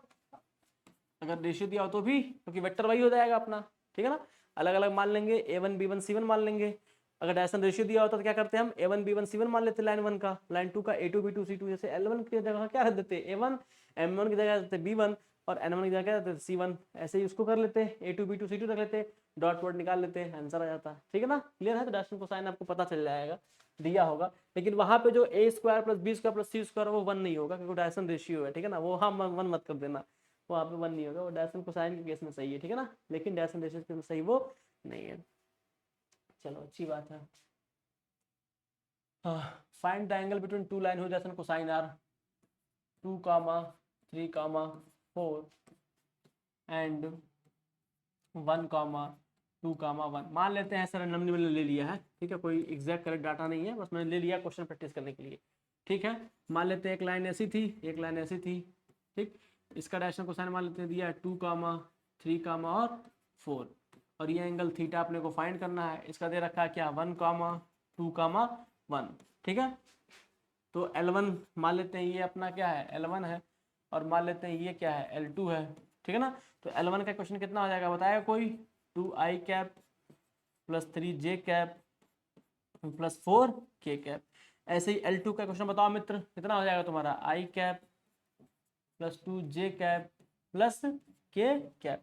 L1 L2 मिल गया कि नहीं मिला बताओ, L1 L2 मिला कि नहीं मिला, सिंपल मिल गया ना, L1 मिल गया अपना, सिंपल L2 भी मिल गया अपना, मजा आ गया L1 L2 के साथ, ठीक। अब cos थीटा निकालना है तो निकालो, cos थीटा कितना हो जाएगा तुम्हारा, सिंपल क्या हो जाएगा तुम्हारा L1 into L2, direction cosine है ना, L1 इंटू L2, बस L1 into L2 upon mod of L1 and mod of L2। लेकिन अपने को पता है कि डायरेक्शन कोसाइन दे रखा है, वो क्या दे रखा है डायरेक्शन कोसाइन है, तो अंदर ये तो रहेगा नहीं, L1 L2 से मतलब ही नहीं है, 1 हो जाएगा। तो L1 L2 क्या कर दो, हटा दो, क्या कर दो, हटा दो, सीधे डॉट प्रोडक्ट आ रहा है उसका, सीधे क्या आ रहा है, डॉट प्रोडक्ट आ रहा है, ठीक। तो हम क्या करते थे, कोफिशिएंट को मल्टीप्लाई कर देते थे, 2 into 1 plus 3 into 2 plus 4 into 1, तो कितना आ गया तुम्हारा ये 2 प्लस 6 प्लस 4, कितना आ गया तुम्हारा 6 2 8 4 12, कितना आ गया 12। कॉस थीटा कितना आ गया 12 के बराबर आ गया, कॉस थीटा कितना आ गया 12 के बराबर आ गया, ठीक है ना। तो कॉस थीटा कितना मिला, कॉस थीटा कितना मिलेगा तुमको 12, थीटा कितना आ गया तुम्हारा, अरे कॉस इनवर्स 12। सर नहीं समझ में आया, क्या समझ में नहीं आया, चिंदी सा तो है, ये समझ में क्यों नहीं आया, देखो चिंदी सा है कि नहीं है। कॉस थीटा अपना क्या होता था, कॉस थीटा क्या होता था L1 L2 plus M1 M2 plus N1 N2, ये होता था ना दोस्त। तो L1 की जगह क्या है L1 M1 N1, यही चीज मिला लो इसको, जिसको अगर मिलाना हो तो मिला सकता है। यही क्या है तुम्हारा, ये आपका क्या है L1 है, ये क्या है M1 है, और ये क्या है N1 है। ऐसे ही ये वहाँ से क्या है L2 है, ये वहाँ से क्या है M2 है, और ये वहाँ से क्या है N2 है। मल्टीप्लाई कर दो L1 L2, L1 कितना है 2, L2 कितना है 1, 2 इंटू 1 प्लस M1 कितना है 3, M2 कितना है 2 प्लस N1 कितना है 4, N2 कितना है 1, 4 इंटू 1, तो कितना मिला तुमको वही चीज 2 प्लस 6 प्लस 4, 6 4 10 2 12, क्या कॉस थीटा 12, थीटा बराबर कितना आ गया कॉस इनवर्स 12, ठीक है ना। तो यहाँ पर डायरेक्ट डॉट निकाला, डॉट जब प्रोडक्ट निकालते हैं हम तो हमको पता है ना जो आई कैप होगा वो आई कैप वाले से मल्टीप्लाई लिखेगा। देखो आई कैप 2 था और इसका आई कैप 1 था, 1 2 इंटू 1 मल्टीप्लाई हो गया, प्लस जे कैप का कोफिशिएंट कितना 3 है और इसमें जे कैप का 2 है, 3 इंटू 2 प्लस के कैप कितना है 4 है और यहाँ के कैप कितना है 1 है, तो 4 इंटू 1, ठीक है, सिंपल है। इस तरह से हमने क्या कर लिया, खत्म कर लिया, ठीक है ना।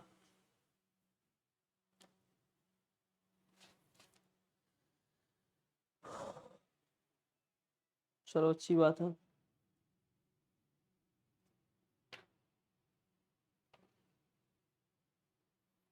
डायरेक्शन कोसाइन दिया तो हो जाएगा, डायरेक्शन रेशियो देगा तो भी हो जाएगा। चलिए अब हम लोग को इस पे एक दो क्वेश्चन और हम प्रैक्टिस करेंगे, ठीक है। अब हमको आगे क्या पढ़ना है इस चैप्टर में, हमको आगे ये पढ़ना है इस चैप्टर में कि हमारा लाइन का इक्वेशन क्या है। अब हम लोग डिफरेंट टाइप से हम लाइन के क्वेश्चन को कैलकुलेट करेंगे, ठीक है, क्योंकि अब लाइन अपना शुरू हो गया। डायरेक्शन कोसाइन समझ लिए, डायरेक्शन रेशियो समझ लिए, ठीक, सारी चीज़ें हमने देख लिया। एक्स एक्सिस का क्या होता है, वाई एक्सिस का क्या होता है, जेड एक्सिस का क्या होता है, सब हमने देख लिया, ठीक है ना।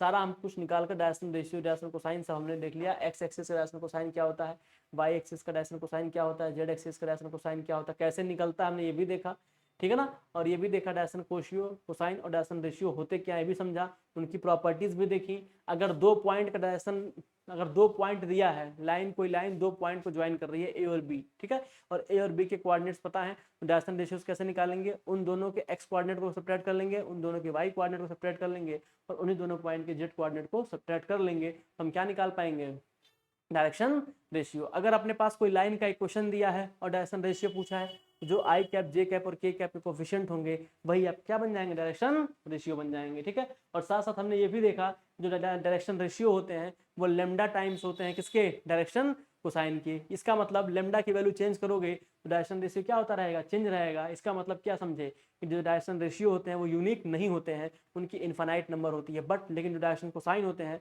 ठीक, किसी भी लाइन के लिए उनकी 2 वैल्यू आती है, plus minus l comma M comma N, यानी प्लस एल होगा, ठीक है, कामा एम होगा, फिर एन होगा, या फिर माइनस एल माइनस एम और माइनस एन होगा। तो इस तरह से उनकी डबल डबल वैल्यू क्या करती है, कोरिलेट कर रही होती है आपस में, ठीक है ना। ये क्लियर है, यहाँ तक किसी कोई दिक्कत। और भी हमने कुछ चीजें देखी, तो अपना जो काम का चीज है वो क्या है, मैं उसको समराइज कर देता हूँ, एक समरी में दे देता हूँ, ठीक है। समरी में दे देता हूँ आज के लेक्चर की, मैं एक समरी दे देता हूँ। अगर आप पूरा लेक्चर नहीं देखना चाहते हैं या पढ़ना चाहते हैं तो आप इस समरी को आप देख सकते हैं। क्या है वो summary, direction cosine, direction cosine, direction cosine कितना होता है तुम्हारा, कॉस अल्फा कामा कॉस बीटा कामा कॉस गामा। लेकिन कैसा होता है ये, प्लस माइनस के साथ, कैसा होता है ये, प्लस माइनस के साथ, प्लस माइनस, ठीक है ना। ये क्या होता है, प्लस माइनस के साथ। या फिर इसी को ऐसे लिख सकते हैं क्या, plus minus l comma M comma N, जहाँ पे एल क्या होता है तुम्हारा, कॉस अल्फा होता है, एम क्या होता है तुम्हारा, कॉस बीटा होता है, एन क्या होता है तुम्हारा, कॉस ऑफ गामा होता है। ये चीज़ देखा हमने कि नहीं देखा, ये चीज़ हमने देखा। साथ ही साथ हमने अलग क्या देखा, साथ ही साथ हमने ये देखा, ये देखा कि L square plus M square plus N square equal to कितना होता है, 1, ठीक।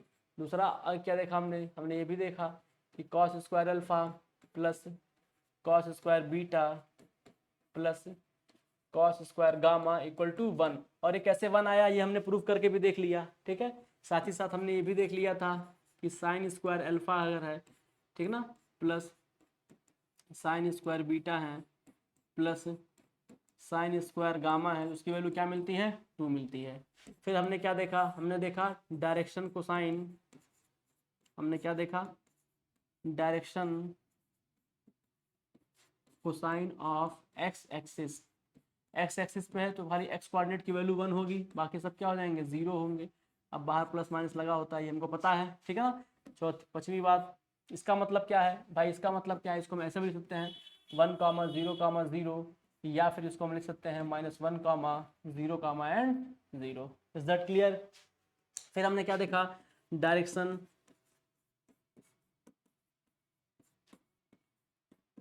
Direction cosine of Y axis, हमने क्या देखा, वाई एक्सिस, तो वाई कोऑर्डिनेट 1 हो जाएगा, बाकी सब क्या हो जाएंगे 0 1 कामा 0। इसको आप फर्दर लिखना चाहें तो क्या लिख सकते हैं 0 कामा 1 कामा 0, या फिर क्योंकि डायरेक्शन कोसाइन 2 मिलता है, 0 कामा -1 कामा 0। किसी भी लाइन के लिए डायरेक्शन कोसाइन कितना मिलता है, 1। किसी भी लाइन के लिए डायरेक्शन कोसाइन कितना मिलेगा, 2, ठीक है ना। किसी भी लाइन के लिए कितना मिलेगा, 2 की वैल्यू मिल रहा है, प्लस माइनस है ना, एक प्लस के साथ एक माइनस के 2 मिल रहा है, और डायरेक्शन रेशियो कितने मिलेंगे, इनफाइनाइट, ठीक है ना। और डायरेक्शन रेशियो क्या होता है, यूनिक नहीं होता है, ठीक है ना। अच्छा मैंने यूनिक सोल्यूशन नहीं, इनफाइनाइट सोल्यूशन। ये क्या है, डायरेक्शन, ठीक ना, direction cosine of Z axis, direction cosine of Z axis. ये क्या मिल जाएगा, जेड वाला खाली 1 होगा, बाकी सब क्या हो जाएगा 0 0 कामा 0 कामा 1। ये सब याद करने की टेंडेंसी है, आप कैसे याद कर पाते हैं इसको, आप ऐसे लिख सकते हैं, या फिर आप इसे ऐसे लिख सकते हैं 0 कामा 0 कामा -1, ठीक है, क्लियर है। इसके बाद हमने क्या देखा, इसके बाद हमने देखा एंगल बिटवीन 2 लाइन, ठीक है ना, angle between 2 line angle between two line when direction when direction cosine are given when direction cosine are given when direction cosine are given हमने ये चीज देखा when direction cosine are given angle between two line when direction cosine are given। ठीक, तो हमने ऐसा line draw की थी कि नहीं की थी? ऐसा लाइन ड्रॉ की थी। मान लेते हैं ये लाइन L1 था, ये लाइन L2 है। L1 का डायरेक्शन कोसाइन दे रखा है। DCS मतलब क्या होता है? डायरेक्शन कोसाइन दे रखा है क्या? L1 कामा M1 कामा और N1। ठीक है, कोई दिक्कत नहीं। L2 का दे रखा है डायरेक्शन कोसाइन दे रखा है किसका? L2 लाइन का। वो कितना दे रखा है? L2। DCS मतलब क्या? Direction cosine. ठीक है ना, L2 दे रखा था, M2 दे रखा था और क्या दे रखा था? N2 दे रखा था। ठीक है ना, क्लियर है? N2 दे रखा था। अभी क्या है, अब कॉस थीटा निकालना है। तो कॉस थीटा क्या आ रहा था? L1 L2 plus M1 M2 plus N1 N2। क्यों? क्योंकि डायरेक्शन कोसाइन जब दिया था तब के लिए कॉस थीटा हम ऐसे कैलकुलेट कर रहे थे। तो हमने ये भी यहाँ पे ये देखा था कि जो एंगल बिटवीन लाइन होगा वही एंगल उनके डायरेक्शन कोसाइंस के बीच भी होगा। जो लाइन का एंगल होगा, जो एंगल दो लाइन के बीच का होगा वही उनके डायरेक्शन कोसाइन के बीच का भी एंगल होगा। साथ ही साथ हमने और क्या देखा? हमने देखा कि a b c are direction ratio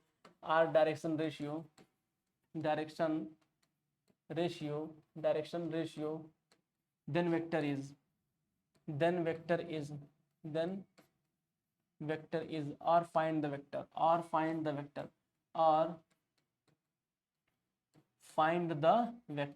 तो आप क्या करते थे? सिंपली आप क्या करते थे? ऐसे लेते थे A I cap plus B J cap plus C के कैप, सिंपल ले लेते थे। ये बेटा वेक्टर बन के तैयार हो गया। ठीक है ना। इसके बाद हमने क्या देखा था कि if vector A I cap plus B J cap plus C के कैप, प्लस सी क्या है? के कैप है, सी के कैप है वो। ठीक है, प्लस सी क्या है वो? सी के कैप है, सी के cap. Then direction ratio, then find direction ratio, then find direction ratios. ठीक है, देन फाइंड डायरेक्शन रेशियो। तो ये क्या आया था आपका? ये क्या आएगा? ए आएगा, बी आएगा और क्या आएगा? देन फाइंड द वेक्टर, तो ये क्या हो जाएगा? आंसर, यही वेक्टर आपका बन जाएगा। ठीक है, तो वेक्टर ये होगा ना, वेक्टर इक्वल टू इतना। ठीक है ना, वेक्टर आपका क्या बन जाएगा? ये बन जाएगा। ठीक है ना, यही आपका वेक्टर बन जाएगा। और डायरेक्शन कोसाइन निकालेंगे वो ABC, ये आपका आंसर हो गया। ठीक है ना, find the direction ratio. Solution में आपको मिल गया ना ABC, और यहाँ भी सोल्यूशन में आपको क्या मिल गया है? ये चीज़ मिल गया सोल्यूशन में आपको। ठीक है ना, और सोल्यूशन में आपको ये चीज़ मिल गया। ठीक, तो ये चीज़ कर पाएंगे आप आराम से, अब कोई दिक्कत नहीं है। और साथ ही साथ हमने क्या देखा? ये भी देखा कि if line joining with 2 point, if line joining the 2 point A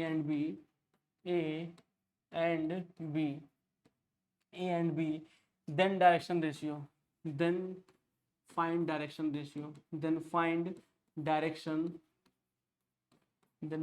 direction ratio. तो क्या था? ये चीज़ आपको आनी चाहिए, तब जाके आप 3D सॉल्व कर पाएंगे। इसके सोल्यूशन में क्या हम दे पाएंगे कि भाई मान लेते हैं एक पॉइंट ए ऐसे था, एक पॉइंट बी अपना ऐसे था, ऐसे मिला दिया हमने। ये क्या हो गया? x1 कामा y1 कामा z1 हो गया, और ये क्या हो गया आपका? x2 कामा y2 कामा आपका ये z2 हो गया। ठीक है ना। तो क्या करते थे? डायरेक्शन रेशियो कितना होता था? डायरेक्शन रेशियो कितना आता था दोस्त? डायरेक्शन रेशियो क्या आता था अपना? दोनों लाइन को सब्ट्रैक्ट कर लीजिए, x2 minus x1 comma y2 minus y1। और कैसे आया था पता है ना? हम इस लाइन का इक्वेशन फाइंड कर लेंगे, या ये वेक्टर निकाल लेंगे। हम क्या करेंगे? इस वेक्टर को फाइंड कर लेंगे, इस वेक्टर का इक्वेशन लिख लेंगे, और जो इस वेक्टर का इक्वेशन है वेक्टर ए बी जो निकलेंगे, और जो वेक्टर ए बी के आई कैप जे कैप और के कैप के कोफिशिएंट्स हैं वही क्या है? आपके डायरेक्शन रेशियो है। तो अपना लेक्चर आज इतना ही था। ठीक है, आज हमने इसको इतना ही पढ़ा, लेकिन हमने इसकी एक एक बारीकियों को देखा। ठीक है ना, कि डायरेक्शन रेशियो था तो कैसे निकल के आया था, डायरेक्शन कोसाइन क्या था, रिलेशंस कैसे आए थे, प्रूफ कैसे था। ठीक है, और ये भी देखा कि जो डायरेक्शन कोसाइन हम बात कर रहे थे कि दो एंगल के बीच, यानी दो लाइन के बीच जो एंगल है वो उनके डायरेक्शन कोसाइन के एंगल के भी बराबर होगा। वो चीज़ हमने देखेंगे क्योंकि वो उसी के डायरेक्शन में ही तो है। ठीक है ना। तो अब अगले टर्न से हम अपना जो अभी अगला लेक्चर होगा उसमें हम सिर्फ और सिर्फ लाइन के इक्वेशंस के बारे में पढ़ेंगे ना, हम अलग अलग तरीके से लाइन के इक्वेशन को कैलकुलेट करेंगे।